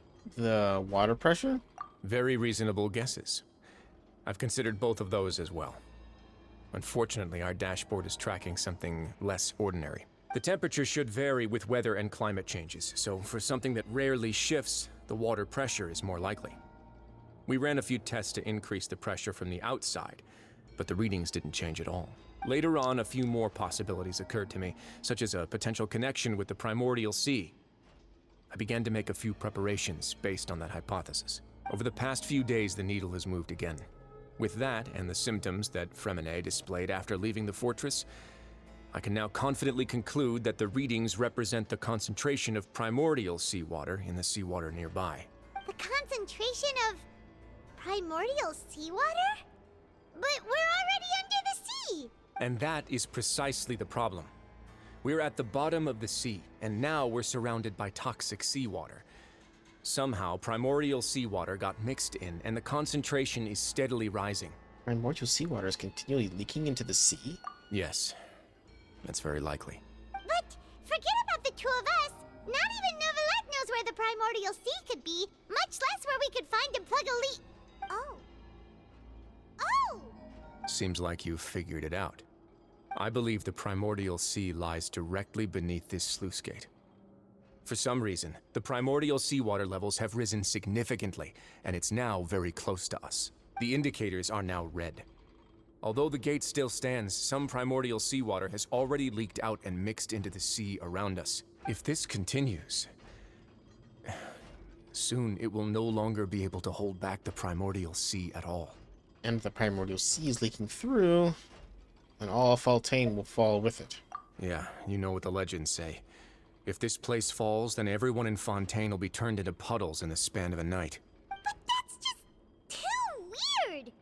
Why would the Fortress of Meripede be built right above a sluice gate for the primordial sea? Who built this place anyway? Your expression tells me you think this might be part of a vast, complicated conspiracy. To be honest, you might find the actual answer may be exceedingly boring. It's just that the secret of the Forbidden Zone had been long forgotten by the nation before I rediscovered it with my research. There's no single founder of the Fortress of Meripede in any traditional sense. What we know about its history has been left to us by the people who used to live here. When the previous Hydro Archon, Egeria, ruled the land, all convicted criminals from Fontaine were exiled. The people drove the criminals away like a wolf pack chasing away the banished. The criminals received no sympathy of any kind from the people.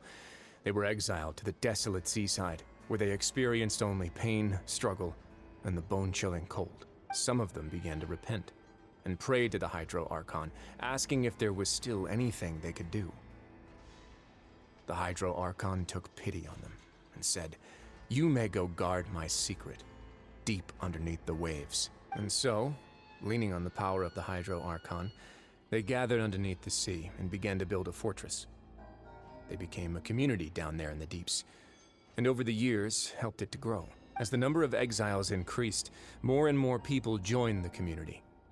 When the first group of exiles died, they left the yet unfinished fortress to their successors. The Hydro Archon continued to lend her support, allowing the fortress and what it stood for to continue growing ever larger. Before long, this dark underwater fortress became the sinner's only home. And with that, the people here stopped referring to the fortress as a prison.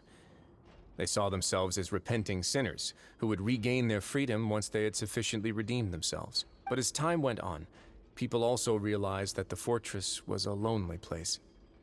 Once they had gotten used to life here, they could no longer feel comfortable living in the overworld. Once they had finished serving their sentences, some people left and some others chose to stay. They'd find some idle position and let their withered souls fade away with the ancient secrets of the past. After many, many centuries, few people still remember the reason for the fortress's founding. Now they just see it as an integral pillar of Fontanian society, as the place where criminals deserve to be sent. Now and again, researchers manage to break one law or another and live out their days in the fortress. I learned all this from an elderly historian. Everyone else just thought he'd made it all up. But now you know every part of that history is true. Indeed. It's just as the prophecy says. If this gate fails, then everyone will be dissolved into the sea. Prophecies? To be frank, not really. But sadly, that hasn't stopped this prophecy from proving all too accurate. Prophecies are troublesome things. Just hearing one will create the first wave of panic. Seeing signs of it will bring about the second, and actually witnessing it in real time, the third. So, as the Duke of Meripede, just what do you plan to do about it? Let's go somewhere else. I want to show you something. Okay.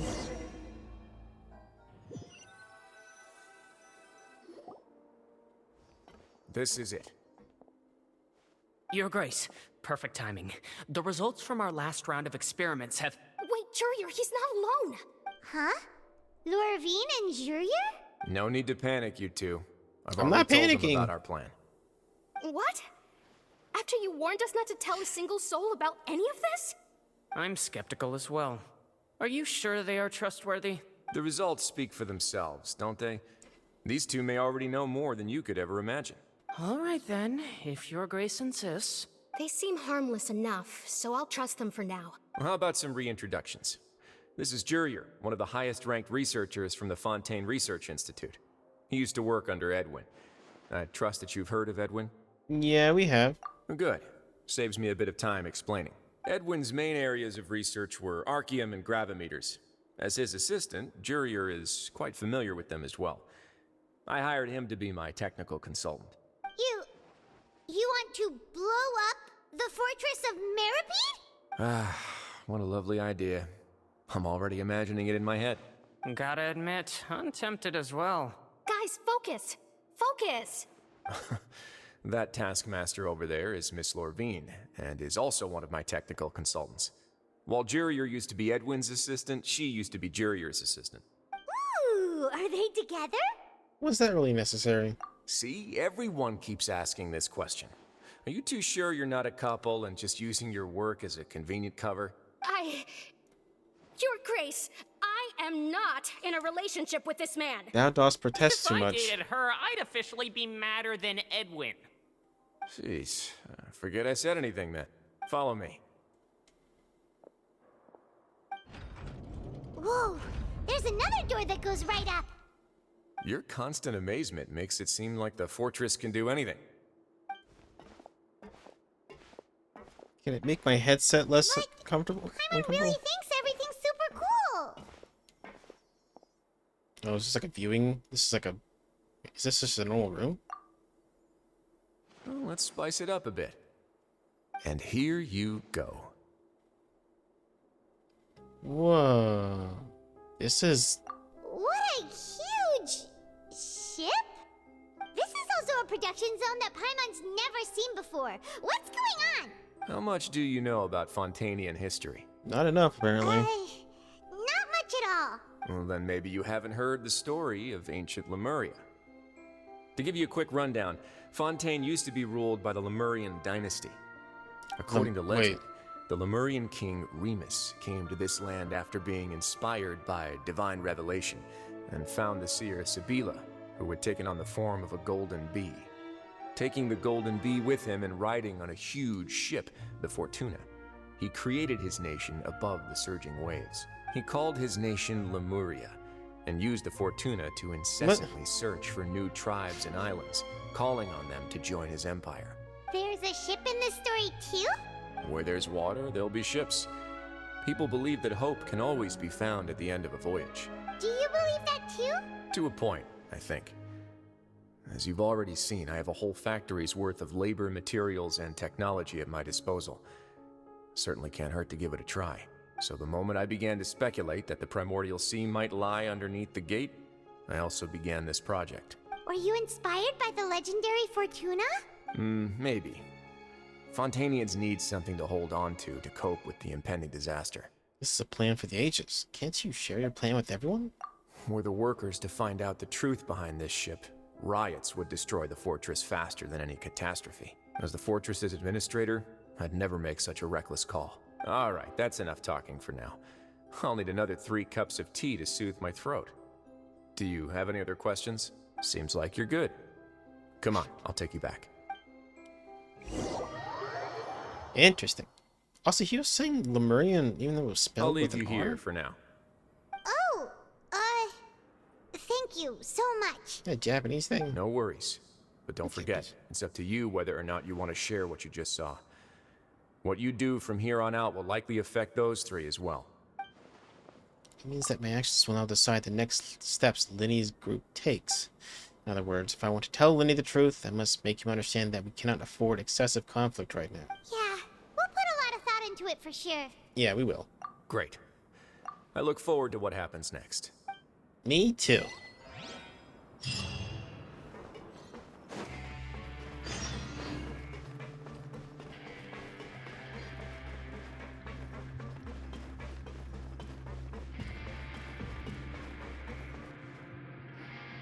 We're back! Welcome back. Do you want a cup of tea? How can you be so much like Risley, always drinking tea? Huh. Actually, now that you mention it, I just remembered something now. While I was sedated, I could still barely hear 2 people talking next to me. They were discussing everything, from the leaves to the water and even the teacups themselves. Must have been Risley and Seishween. Yeah, I heard 1 male voice and 1 female, so it should have been the 2 of them. They really were just talking about brewing tea. I really can't make sense of this place. So, Traveler, Paimon, were you able to learn anything from Risley? Yeah, he explained everything. Very well. Then, would you mind checking your answers against my speculations? Linny sounds a lot more like his old self. Yeah, I took the time to rest, so I'm feeling a lot more relaxed now. Nobody else is around, and Miss Sejuin is also busy with something or other. So let's just talk here. All right, then I'll posit my theories. I asked myself 3 questions. Firstly, why was Fremine affected by the primordial seawater? It was because he dove into the sea. My theory is, the long-lost primordial sea is probably very close to the fortress of Mirapede. Ooh, he's good. He got that right on the first try. That's our Linny. Secondly, Risley's attitude changed dramatically during the course of our stay here. He ignored us completely at first, then suddenly roadblocked us. Why? I spent quite a long time thinking about this. If he has been monitoring the Fatui since the very beginning, he probably ignored us at first because he was hoping we could find Master Child for him. What's more, the Fortress of Mirapede is not part of Fontaine's court system, nor does it report to Udex Nervulet. Risley is basically the king of a no-man's land. As long as the fortress doesn't do anything about Master Child's disappearance, Father can use it to pressure the Fontaine authorities. And while the 2 factions are pitted against each other, Risley will be free to move between the parties of interest. If I had to guess, he probably has something that he's working on himself. It's likely related to the secret of the infirmary, but I just can't think of what it could be. Linny's grasp of the big picture is amazing. You're super smart. Thanks so much. Then finally, there's the last question. If Risley does have a plan, what could it be? All I know for now is that his plan probably has something to do with the changing nature of the seawater. He's even gotten Cloran to help him out. That can't be the full extent of what he's doing. There's probably a secret passageway behind the block in the infirmary, and there's something big in the fortress that most people here never get to see. He has a bargaining chip, and it could be important enough for Father to deal with him directly. I don't have enough information, so I have no idea what his chip might be. But let me guess. You have the last piece of the puzzle. After some deliberation, you share the information you learned with Linny and company. While sharing what you saw, you emphasize that now is not the time for disputes. I can't believe it. The sea will engulf everyone. Just like the prophecy said. Could Risley have wanted to meet Father to figure out a way to deal with this crisis? If you remember, I once mentioned that Father sees the House of the Hearth as her base of operations, and she truly wants to resolve the crisis. But how could Risley have known that? Or perhaps he didn't know and just wanted to bring Father over to his side, which could be why he said he just wanted to negotiate. Yeah, that makes sense to me. I understand your concerns as well, Traveler. I'll figure out a way to pass this on to our father. No matter what, we're on your side. The two of you have already aided us far too much. We probably wouldn't be standing here right now if not for you. If you ever need anything else going forward, please come to the House of the Hearth at any time. Though you may not share the sentiment, after all that we've gone through together, the three of us basically see you as family now. You have my gratitude. Thank you for protecting Linny when it really mattered. And thank you for sharing the secrets of the fortress with us. We didn't think you were going to do it. Why are you being so formal all of a sudden? We can work together again if necessary. Given your strength, you might not need our help at all. But if you are ever in danger, we will try our best to protect you. Aww, the sound of that makes Paimon feel all warm and safe inside. Uh-oh. What was that? Paimon's hungry. Ugh. Oh, you've done so much already. Go get some food. Alright, then we'll catch you guys another time.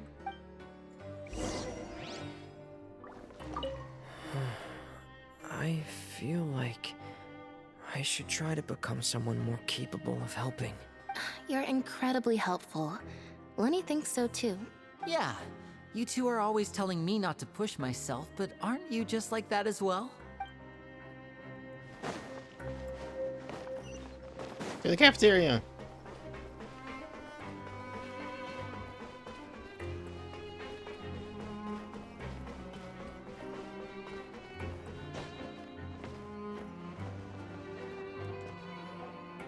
Nope, I think I hit. Time for dinner. Welfare meals now being served in the coupon cafeteria. Come on, let's go pick up ours as well. Traveler and Paimon, over here. Hello, Are you Seedween. here for dinner too, Miss Seedween? And I'm taking the opportunity to prepare Miss Cloran's dinner as well. Huh. You're right. She's actually sitting in the fortress cafeteria. What would you like to eat?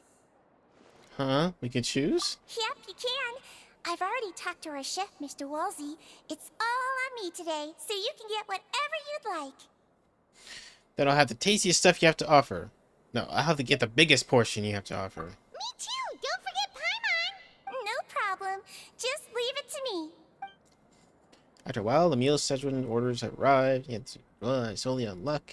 Seedween also brings drinks over to you. She says that Riley's also a fan of them, but neither tastes pretty terrible. At the very least, I help you out. So delicious. Amazing. Free dinners are the absolute best. Is this how it feels to be freeloaders? Yes. Wait a second. We did do plenty of work after all. Feeling full yet? How's the food? Delicious. Exquisite, thank you. Besides the milk, I mean, everything was super delicious. I'm so glad to see you all so happy.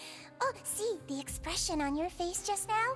The muscle here just moved, which suggests that you're feeling quite relaxed at the moment. Seedween, do you do this to help your patients or to better understand human beings? A bit of both, I suppose. I'm a Melazine, which means I'm very different from human beings. I must know what you're thinking if I want to take good care of you. You're really good at taking care of people. Even though you're so short, you still talk and act like an older sister. Really? You're reminded of an older sister? That's great to hear. Oh, and what did you mean back in Risley's office? When you said that you were protecting Linny and his siblings as well. Oh, that. I just asked His Grace to look out for those children, especially that diver boy. I was getting a bit worried after hearing that something was wrong with the water. Thankfully, Clorand is very strong and managed to save him in the nick of time. His Grace also sealed the pipes after Clorand left, to make sure that Linny wouldn't impulsively chase after his brother. Although the path was blocked, we still stationed some guards there to stop anyone from approaching. They were instructed to only open the door once Miss Clorand had returned. Oh, and I was keeping an eye on Mr. Linney as well. We had to press him, but we couldn't allow him to be in any real danger. You were all super considerate and really thought everything through. It's just what we do down here at the fortress. At least this has been His Grace's style for as long as he's been the leader. Oh, I really wish Monsieur Nervula would come down here more often too. I feel like he'd like it here, with all the darkness and chaos. That doesn't make any sense at all. It's hard to imagine Neverlet outside of his office. Get a good night's rest, you two. You Okay. both worked very hard. Thank you.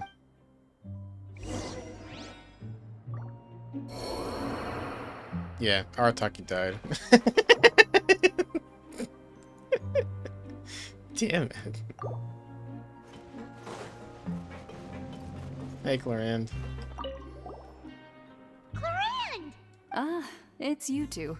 It is me. How's dinner? It's all right. Miss Sijwin really put in a lot of effort. So we heard that Brisley invited you to come down to help, and you saved Fremine too! You sure work super fast! Oh, it was child's play. Still, Paimon didn't know even champion duelists could take on side jobs. Oh, and why aren't you eating with Sijwin and the Duke? Won't you get bored eating by yourself? Miss Sijwin was with you, and the Duke has business of his own. Actually, didn't Navia say that you went out for dinner with her as well? Yeah. First time in a long time. First time in a long time? So you mean you've gone out to dinner with her in the past? In the past, yes. You seem to be enjoying yourselves here. It's all thanks to Neverlet. This is technically a work trip for us too. Things will be getting messy at the fortress soon. Don't run around unnecessarily. Okay.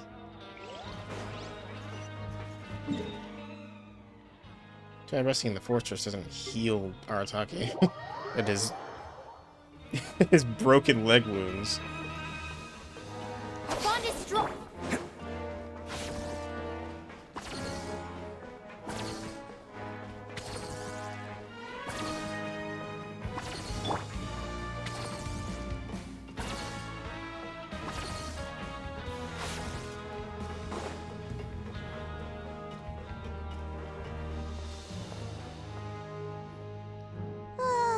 So much has happened. Paimon just feels absolutely exhausted now that she's finally relaxed. I do too, honestly. Paimon's super sleepy. Are you sleepy too? Yeah, I'm also getting there.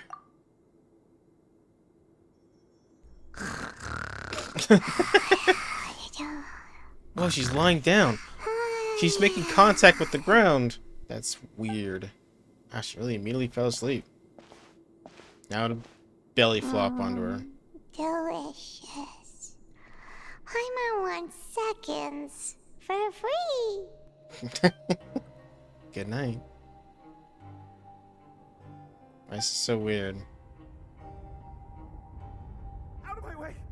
Get out of my way! What happened? Why is everyone running? No idea, but something must have happened. Stop asking! Huh? Who's yelling? Paimon still wants to sleep. What's that sound? Paimon, wake up. We need to get out and see what's going on.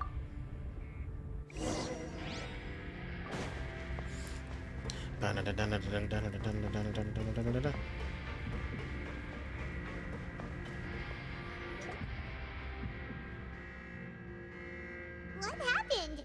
Why is everyone running around? Hey, what are you doing? No time to explain, mate. Goodbye. Hey, wait!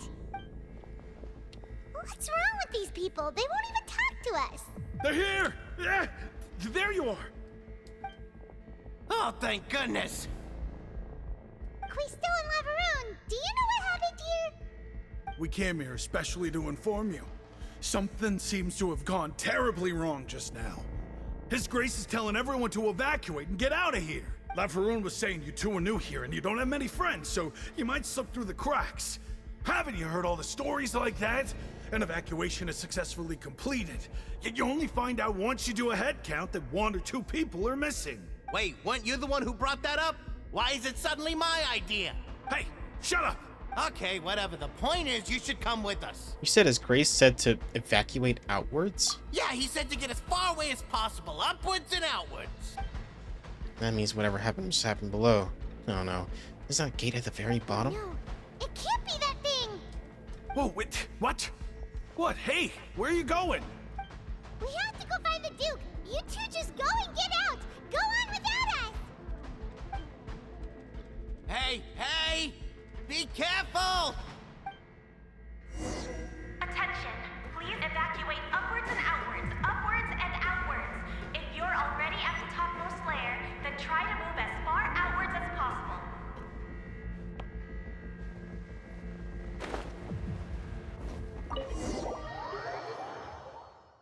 Alright, what's going on? I'm just gonna switch the traveler real quick. There's still a long road.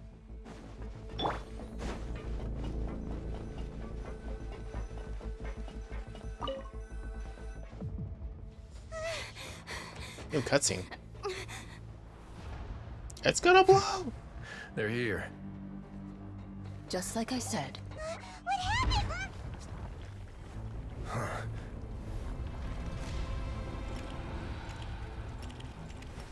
You're just in time. But be ready to run.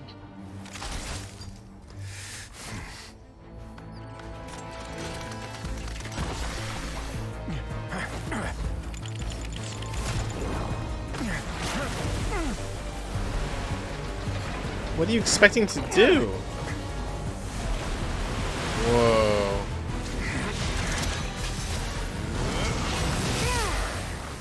Oh, he froze it. Nice.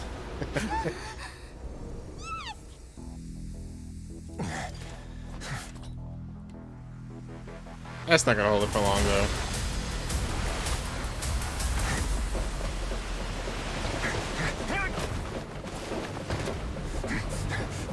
Run! Hit the gates! 3, 2, 1.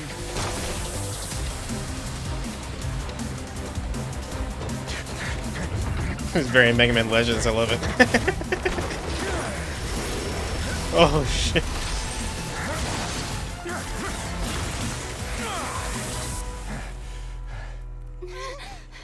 This won't hold it for long. Find Neuvillette. Tell him the defenses are about to collapse. Then what will happen to you? Until he arrives, we're the last line of defense. Alright, bye. The gate. How long do you think it'll hold? That depends on us.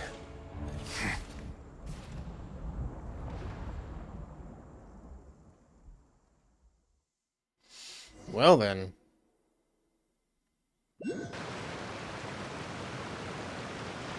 Neuvillette? Why are you here? Traveler, I need you to head to the Opera House immediately. Farina will soon be meeting with the knave there. You must protect Farina, and make sure she doesn't spend too much time alone with her. Okay, you can explain everything else to me later. Will do. You have my sincerest gratitude. Okay. Oh, it's just right there.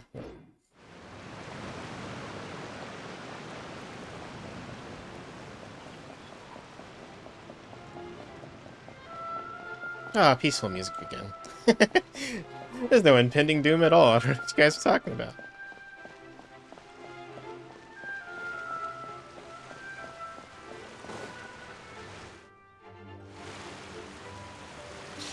Look! There are a ton of Fatilian Palais Mermonia people over there! The knave is probably here already. We need to hurry! Are we about to fight the Are you knave? two the traveler in Paimon? Monsieur Neuvillette has left instructions. Please follow me. Though I'm sure he's already explained, this should be a mostly cordial conversation, unlikely to give rise to violence. But it would be most appreciated if you could protect Lady Farina to the best of your abilities. I will do my best.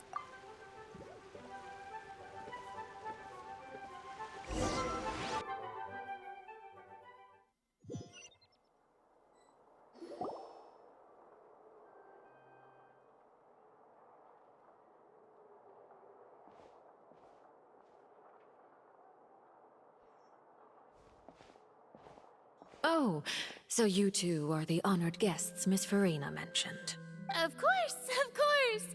How could they not attend a meeting such as this? I must always have 2 or more guests at my dessert table. Otherwise, the occasion would be too lonely and unbecoming of my station. It is my pleasure to make your acquaintance, traveler. I have heard much of your accomplishments. I am the Knave, one of the 11 Fatui Harbingers. So this is the Knave, the head of the House of the Hearth, and Linny's sibling's father. She certainly does not seem easy to deal with. Pleasure to meet you too. I've already prepared seats for you. Come, sit beside me. Perhaps you two are unaware of how Miss Farina and I do things. You see, we actually recently agreed to get together for tea when we had the time. See this? This is a limited type of confectionery that Miss Farina simply adores. There are only 16 slices sold every day. Here, why don't you and Paimon have a taste? She seems friendly enough, but that can't be all there is to her. The Knave is a force to be reckoned with. I should be very cautious around her. Traveler, what do you think of this cake? It's quite tasty, and I think Paimon agrees too. That's good to hear. So what Child said was on the mark after all. You do share a taste in desserts with Farina and I. Wait, Child should have no reason to have said something like that. I wonder how he's doing nowadays. You must have heard, right? He's suddenly gone missing. I'm really worried about his safety, you know. Here's to hoping that he's an excellent swimmer. I have faith in his abilities. Since we're talking about him, I feel like I should add something. His martial prowess really looked certainly pretty impressive, yeah. Farina looks quite nervous. There must be some kind of bad blood between her and the Knave. Oh, so you're also familiar with his aptitude for fighting, Miss Farina. Oh, right. I almost forgot. Child was subdued by Udex Nuvillette right in front of you. Against ordinary people, my colleague would never be on the back foot. But alas, he just never imagined he'd run into such a person. I must express my admiration for Monsieur Nuvillette. I managed to find a few leads on his whereabouts. Coming from you, that's not surprising at all. But I thought you would be happier to hear the news. Of course, but it's still a bit of a shame. You see, I would have been far happier had I received this news somewhat earlier. As you well know, a long time has passed since Child disappeared. Well, in any case, there's no need to worry. We know for sure that Child is still alive. Oh, and just how do you know that? Because we found evidence that proved he left the Fortress of Mirapede. And where did he go after leaving the fortress? Well... Oh no, Paimon's statement just left us wide open. The Fortress of Mirapede lies deep beneath the waves. Unless he pranced right out of the main gate, he must have had to swim for it. Do you have any proof that he surfaced safely? We do not. But there was also no evidence that he's been injured or killed. Ah, that is good news at least. His sister Tonya sent a letter to Fontaine not too long ago. Since he was unfortunately unavailable, I picked it up on his behalf. Do you have any idea how he usually writes back to his family? Dear Tonya, your letter made me feel like we were still enjoying our time in Snezhnaya together. I'm currently admiring the scenery on the streets in front of the Opera House. Is it something like that? She's turning up the pressure. I'm not sure if I'll be able to convince her. But I can at least try to distract her from Farina. Sounds good to me, yes. All letters tend to follow the same few formats anyway, right? As long as the contents are accurate, it doesn't matter so much how it's written or how it's worded. Hold on. The water in the teacup is shaking. I suppose this is also a sign of things to come, Miss Farina. Huh? I don't quite understand what you're trying to say. Have we entered into the next stage of the prophecy? Am I about to fight a giant wave of primordial sea? Now let's hear. Had a cutscene. My thanks to you both. I will take it from here.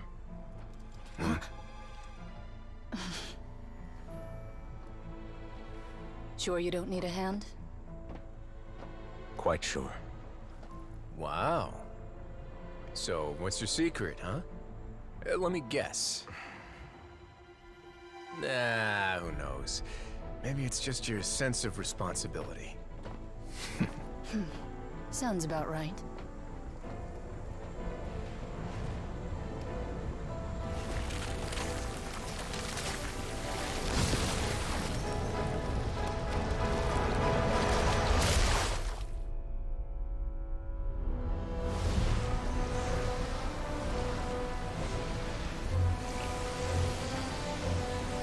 Oh?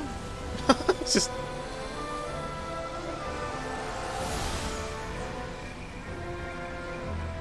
A day may come when the prophecy is fulfilled, and the waters burst forth. But it is not this day!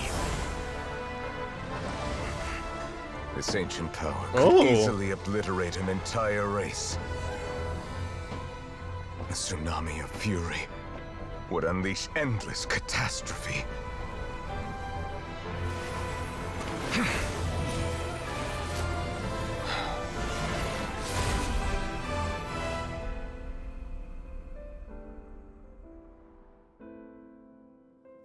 This sentence is too severe. Forgive me for overruling it.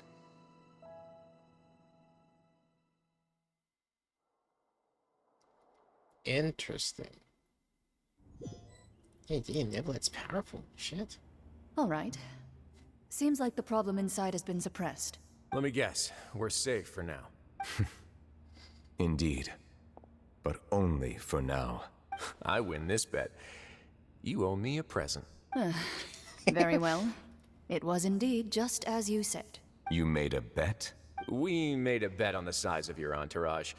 Cloran thought you wouldn't come down by yourself. I figured you would have at least brought a few people along for appearance's sake. It appears I underestimated just how confidential the mission was. Shouldn't you have gotten used to confidential missions by now? That's just how the courts operate. So what gift must the loser give? Tea? He already has tons of tea in his office. I'm thinking about a set of legal codices. That wouldn't happen to be a dig at my lack of legal awareness, would it?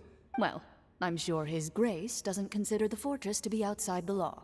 I was under the impression the residents of a place like this would be uninterested in the legal codices. That was obviously a joke. Anyway, you've still got some unfinished business to attend to in the overworld, correct? No need to stay here if you have a pressing matter. We all know you can't leave Palais Marmonia for long. Interesting. Thank you. I hope everything went smoothly with the Fatui Harbinger. Oh, Farina? Oh, she dead. Oh, she died. She got stabbed. I don't know what the knave actually does. Oh, I she's must fine. say, we've spent long enough playing house, Miss Farina. As the Hydro Archon, I am sure you understand the exact meaning of the phenomenon we just witnessed. Or should I say, that's what I originally thought. But looking at your expression, was I wrong? And you haven't a clue? What are you trying to say? At this point, I don't think there's any more need to speak as diplomatic representatives. Allow me to speak to you now as just a Fontanian. You know the prophecy by heart, and also that every part of it is being proven true. Yet, here you are relaxing, drinking tea, and eating desserts as if it's all nothing more than a few stray bugs in your garden. Do you really think that's acceptable? The prophecy's hanging above our necks like a guillotine. Every faction is looking for a way to either avert the disaster or save their own. Even the orphans of the House of the Heart have devoted everything to saving their homeland. But you?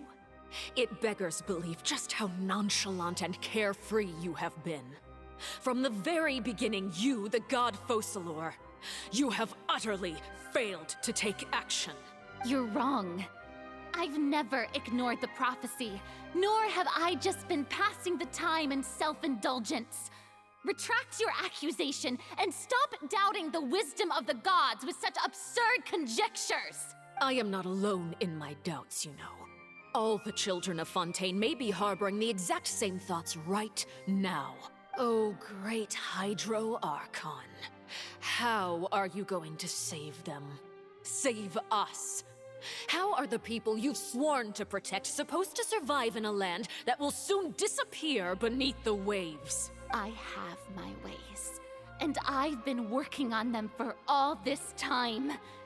Even if you look down upon me, you have no right to judge me. Fontaine will be saved.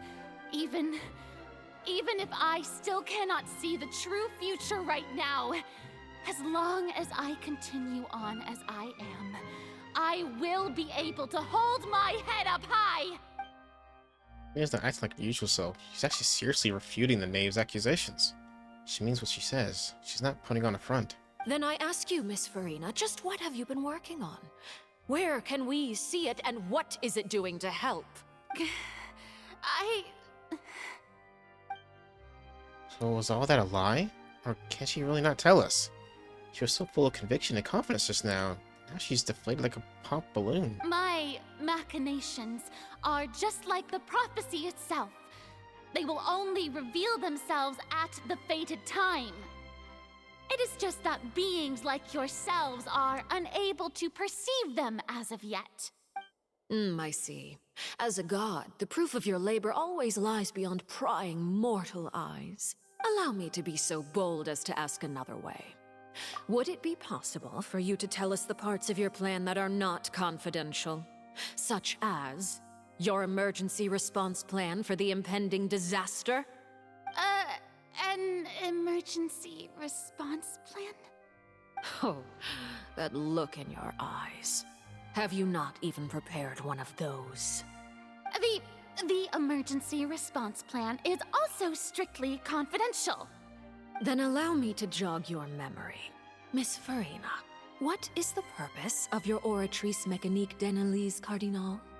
And what do you plan to do with the massive amounts of indemnitium that has accumulated over the years? The Oratrice? It's just like it appears to be. So you also have no idea. If I'm not mistaken, someone's using it to prepare for something.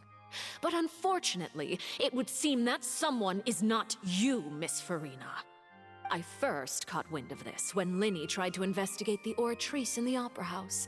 You see, even just getting close to the core contaminated him with an extremely large amount of indemnitium. But even if that had nothing to do with you, then what could you possibly be working on, oh great Hydro Archon? Oh, right. I almost forgot. Yes. Udex Nouvillette is not at the tea party with us today. Miss Farina, I suppose you must have ordered him away to take care of some troublesome business. Yes, that's exactly right. Please keep it a secret for me. Of course I will. Although, I must say, Miss Farina, you seem quite insecure without the Udex by your side. Oh, very well. Let's stop that conversation here. There are still a few slices of cake left, so please, help yourselves, everyone. These aren't topics I can speak about. I don't even know what the Nebula's task was. If I had to guess, he probably went down to deal with the surging primordial sea. Can he really deal with it all by himself? And is Farina being truthful or not? Traveler, I heard that you were recently commissioned to handle a few matters on behalf of the Udex. Why don't you take an extra slice of cake? Those who work hard deserve gratitude and praise. You too, Paimon. Thank you. Paimon will take you up on that offer. Nate proceeds to change the topic and brings a number of less significant matters. Well, and cake is gone. Oh, Paimon's super full. That It was cake was great. It was poisoned. If sits on my tea table. It must be of the highest quality. Yes, and we must thank the knave for bringing these over as well. You're welcome. I'm sure the cake also felt greatly honored to be featured at Miss Farina's table. And I was merely catering to Miss Farina's tastes, seeking a chance to chat over tea. It is getting late. Why don't we call it a day? There are still a few matters that I need to take care of, so I must take my leave now. Very well.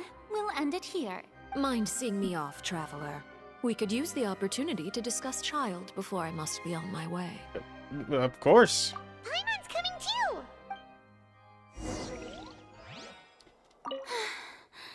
The tea party turned out to be even more difficult than I'd imagined. Why are you looking at me like that? Is something the matter? If there's nothing urgent, then I shall be retiring for now. Okay.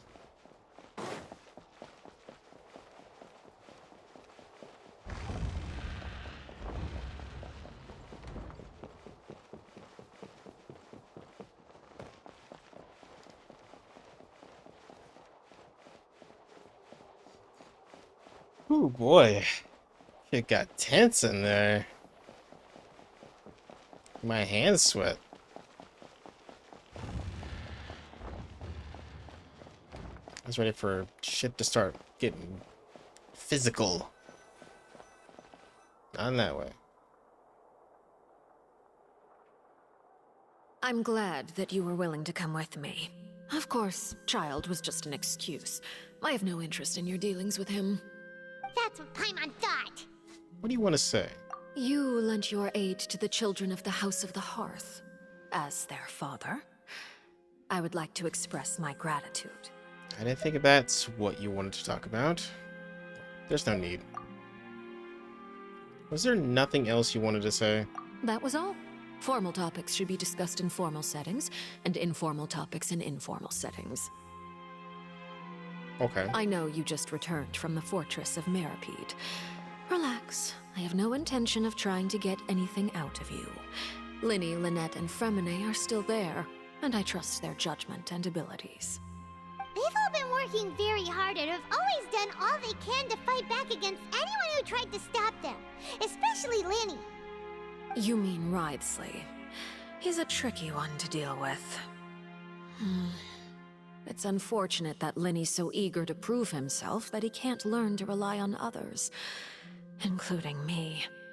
By the way, and you can just consider this a bit of idle gossip, but what's your impression of Farina?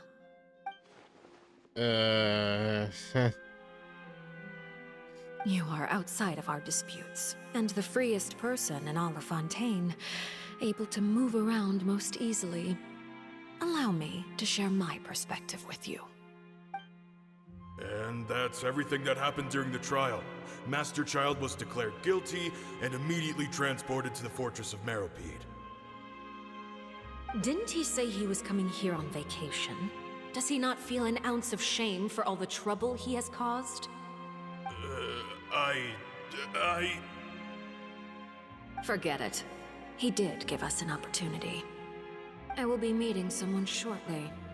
Do you require help with any preparations? No need. I will take care of it myself. I need to meet with Farina, the Hydro Archon. She is at the heart of Fontaine. But what's fascinating about her is that she often seems more like a celebrity than a working Archon. Oh? Come over here, you little critter, you!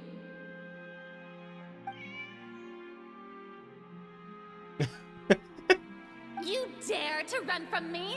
Stop right this instant! My goal is just to discover the location of the Gnosis.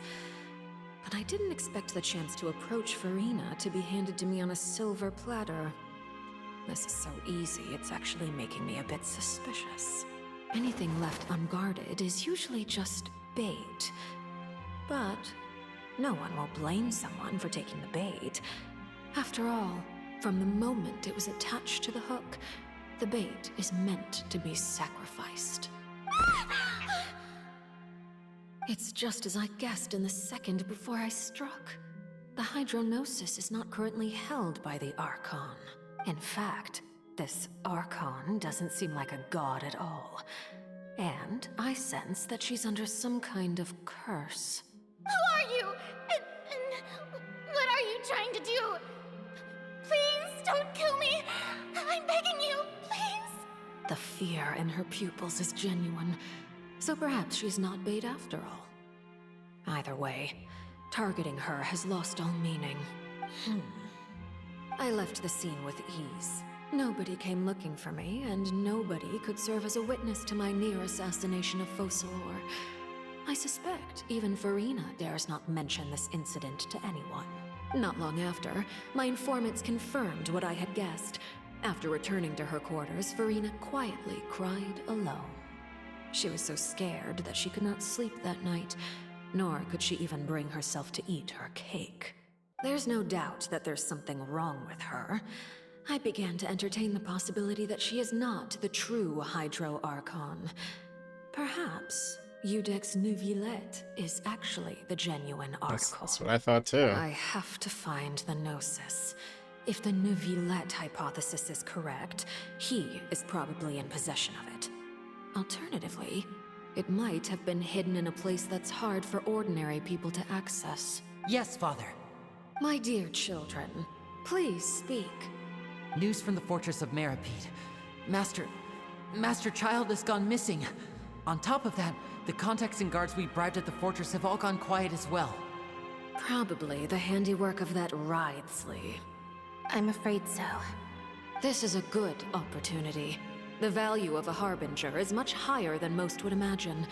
We now have an excuse to exert diplomatic pressure on the Fontaine authorities. Set up a meeting for me. I would like to meet the Hydro Archon and Iudex Neuvillette. Oh, and I have an additional mission for you three. Yes, Father. Tartaglia's disappearance was not a part of my plan, but I can use it to make a breakthrough. With this as my excuse, I can ask for an official audience and continue my investigation of Farina and Iudex Neuvillette. The initiative belongs to the House of the Hearth. My wish to investigate the fortress of Meripede will be a front. Lenny and his group will be responsible for the actual intelligence gathering. Jeez. You should know the rest. Lenny's group is quite close to you, so they wouldn't have hidden anything from you. You attacked the Hydro Archon? It wouldn't mean anything, even if you shouted it from the rooftops. After all, even Farina herself is still pretending that nothing of that sort ever happened. Alright then. I've now had 2 chances to enjoy tea with Farina. I have to say, the leadership of Fontaine is even more inscrutable than I had imagined. I once surmised that Iudex Neuvillette must be the Hydro Archon, but now, that doesn't seem right to me either. How did you come to that conclusion? I am a servant of Her Majesty the Tsaritsa. Over my years of service, I've learned how a real Archon conducts and carries themselves. Whether Iudex Neuvillette or Farina, neither fits the bill. It's hard to imagine either of them as the Archon. Of course, that is all just how I feel. Gut feelings often do not require justification. It is, however, quite amusing to me that after all my years working in intelligence gathering, I've come to realize I am at a complete loss regarding the identity of the god of the land of my birth. Don't you think Fontaine is quite intriguing? A catastrophe looms, yet many secrets have yet to rise to the surface. It looks like Fontainians will have no choice but to save themselves. Ultimately, though, one must survive in order to do anything else. Should the need arise, I would be happy to cooperate with you. You don't need to commit to anything right now, of course. I have a feeling that the situation will continue to evolve, and as your name is often connected with noble deeds, I'm sure we will work together someday. Neuvillette? He certainly returned quickly. You must want to catch up with each other, so I'll leave you to him.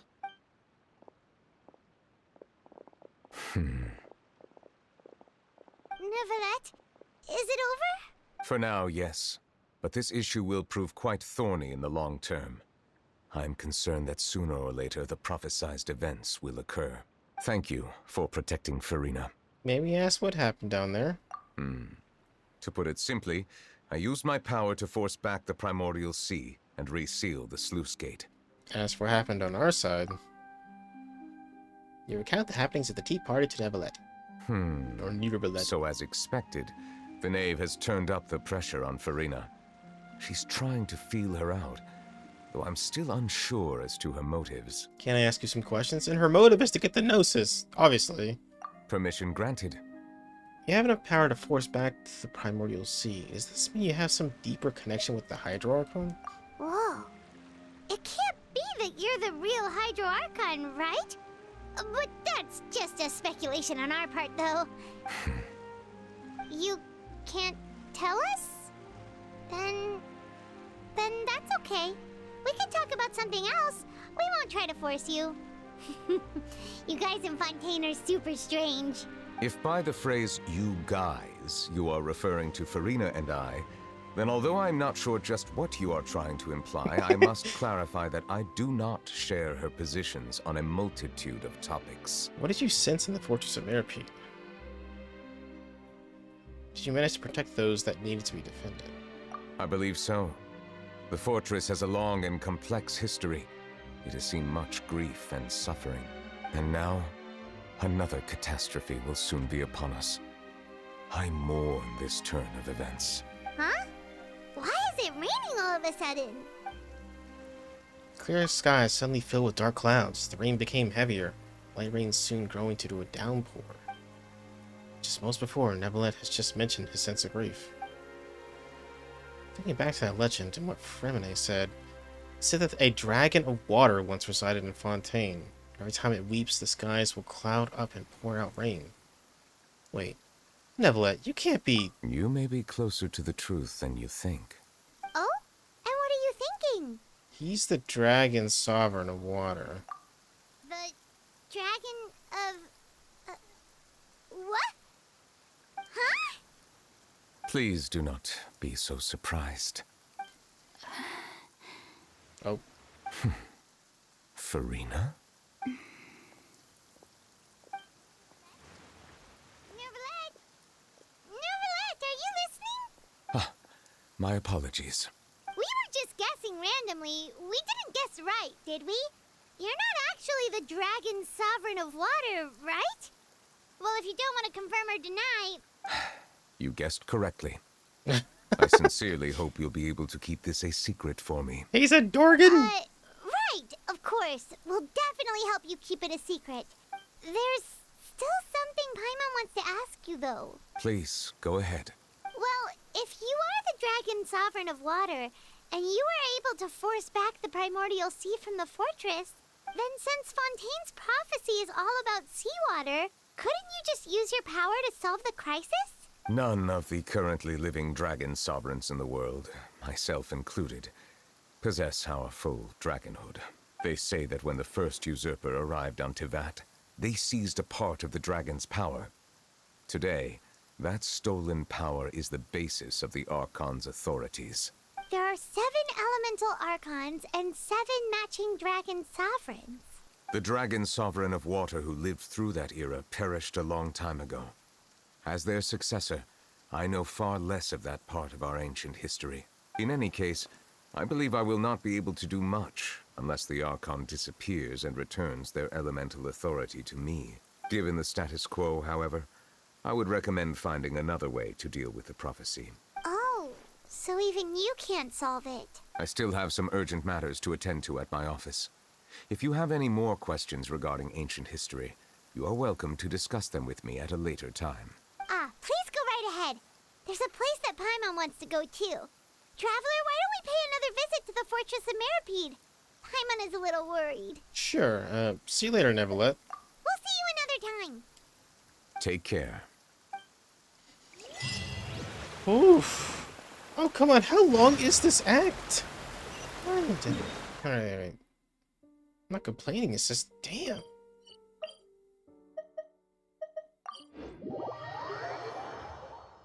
It's almost been going on for 2.5 hours now. It's just like still going.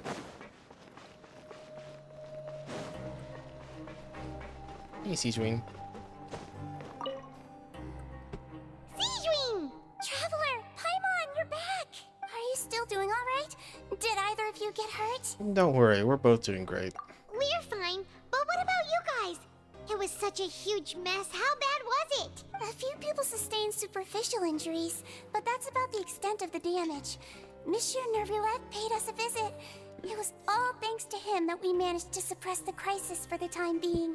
Of course, we must also thank you for the help you provided. How did Nervillet know that he was needed here? Well, Monsieur Nervillet has strong resonance with the hydro element. When the water level rises, he can feel the waves produced. I ran into the bombshell bros while bandaging the injuries of the wounded.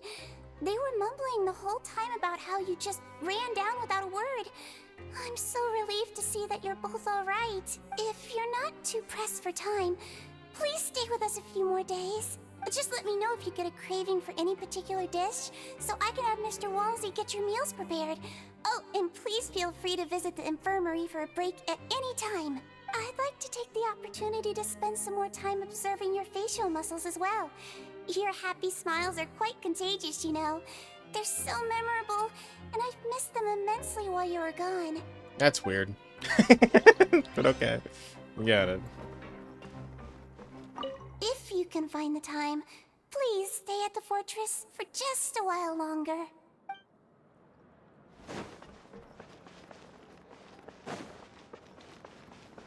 I guess these are the bombshell bros over here.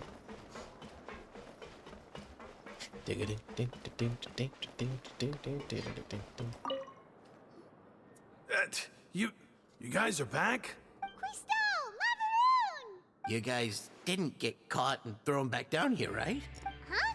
No, not at all. Ah, and here I thought you'd managed to escape from jail during all the commotion.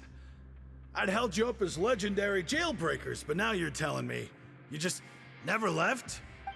We're sorry, but we just had some business to take care of. All right. There's no need to get caught up in the details. We're just relieved to see you. He was super worried about you, you know. Hey, it wasn't just me. Weren't you super worried as well? Something like that, yeah. I was also transferred to work in the kitchen a few days ago. I can still hear Quisto mumbling to the carrots. Are those two all right? Do you think they made it out alive? Whenever he'd say that, I'd tell him I'm sure they're fine. Wherever they are, they're kicking back with drinks in hand, enjoying the lovely scenery. Hey, there's nothing wrong with worrying about your prison pals, is there? I mean, considering how they always love listening to all my gossip. These two, they sure are a lot warmer and friendlier than when Paimon first met them. I'm sure the welfare meals must have just skyrocketed in quality recently. Oh, well, if you say so. I'll be watching you to make sure you finish every last bite. Hey, why don't we have a meal with those two one of these days? You want to cook for them yourself? Why not? Good chance to show them what I can do.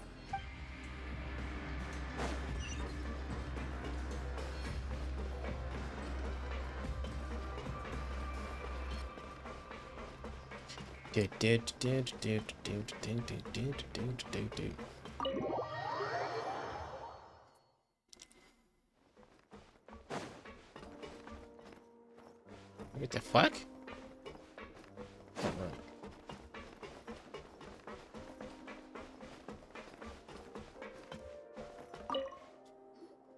Jurier, Miss Sejuin told me you still haven't eaten. Yeah, I was working on something, so I forgot. That's no excuse for... Huh? It's you two. It's me. Jurier, Lurvine, we're back! Hello there. It's been quite the mess here recently. How have you been? We're fine, thanks. And you?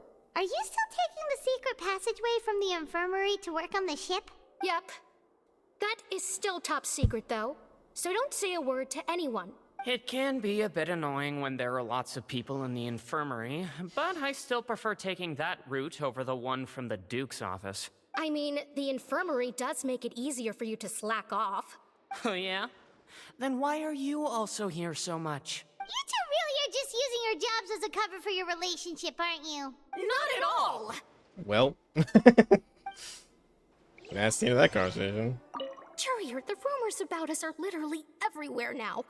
Please do something about it. But it's not like I caused them by myself. All right. I'll try to do something about it when I can find the time.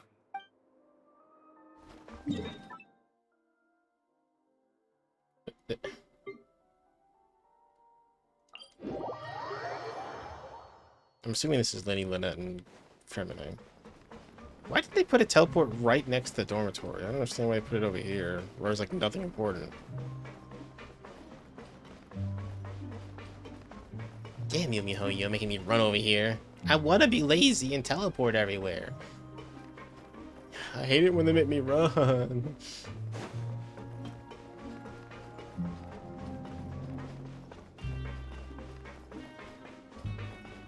Okay, nailed it. Now guess, what suit will this next card be? A bare-teeth cat?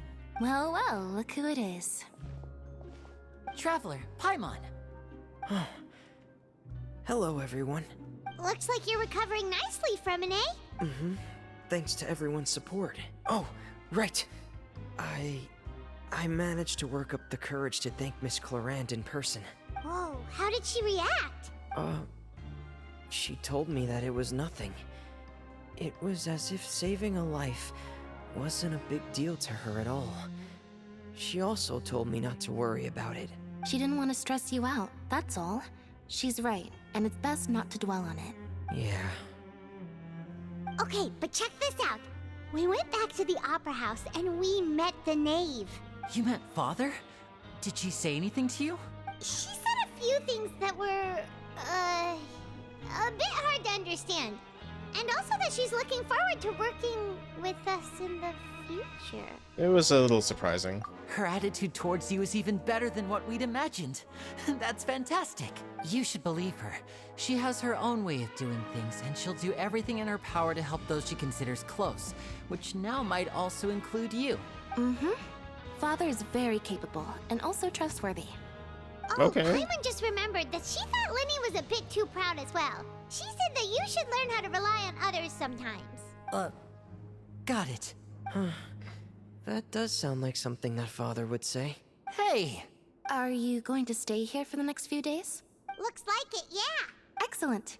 I will host a tea party. Yeah, what's all the tea? Then Paimon wants another serving of cake. I would fucking Another crack! surprise that you were already served some delicious cake while you were up there. How lovely. Well, I mean next tea. time, Sorry. you're going to have tea and snacks with us. No. Hey, maybe it's the snacks or chocolate. We should start preparing that tea party. Oh, that's a great idea. I'm all for it. I'll help you set it up. Alright, time Dr. Risley. Hopefully end this chapter. God forbid if it goes on for another 3 hours.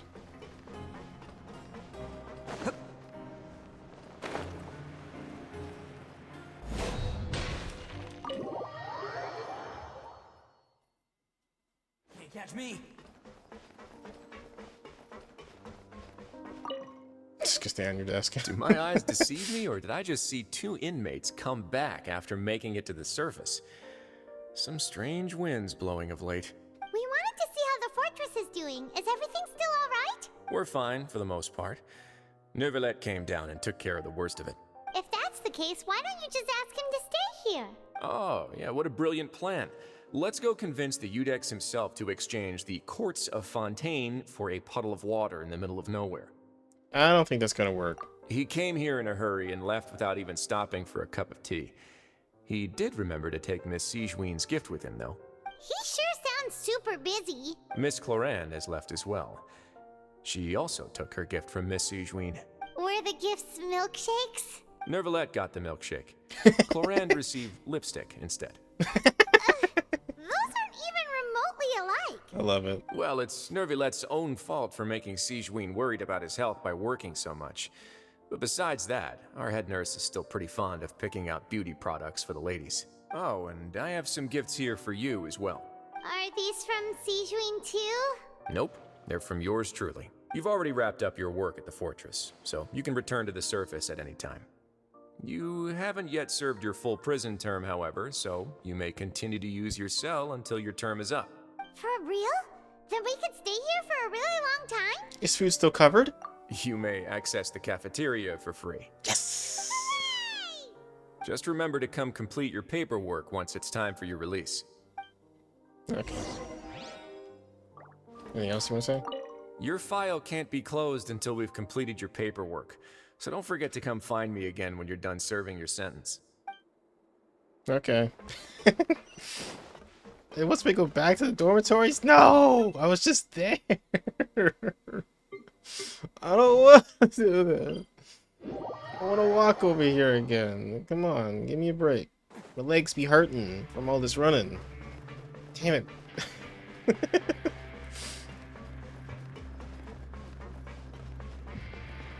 And Arataki's getting his cardio today.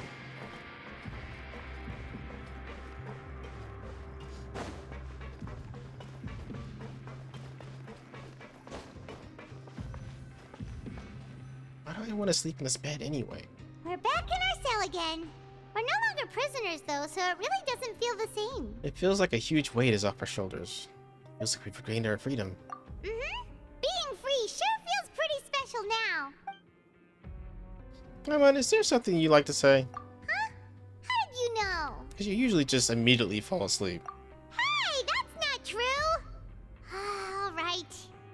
Okay, Paimon just wanted to say that we really are an amazing duo after all. We really didn't do much, though. We've now gone to so many places together and become friends with so many people. We've never stopped traveling or stopped meeting new friends. Well, I am the There traveler. are so many bad things in the world, and we're just two people, but we've still been solving problems no matter where we go. Isn't that pretty cool? We're the best adventurers ever. You're counting Paimon today? Aren't you the only adventurer here? Hey, being a guide counts too. Then let's ask Catherine to give Paimon an adventurer handbook as well. Paimon will also be an adventurer from today forward. Just our thoughts making Paimon giddy. Paimon's gonna crash, so you sleep soon too. The last time we fell asleep here, we woke up to a whole mess outside our cell. The primordial seawater nearly rose up. That was so scary. We should be safe now, right? We'll be fine, so don't worry, Paimon. Alright then. Good night to you, traveler. Good night to you too, Paimon. No. Oh.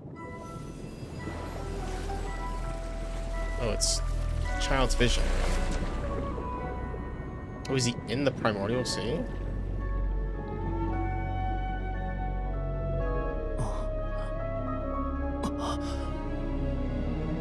Well.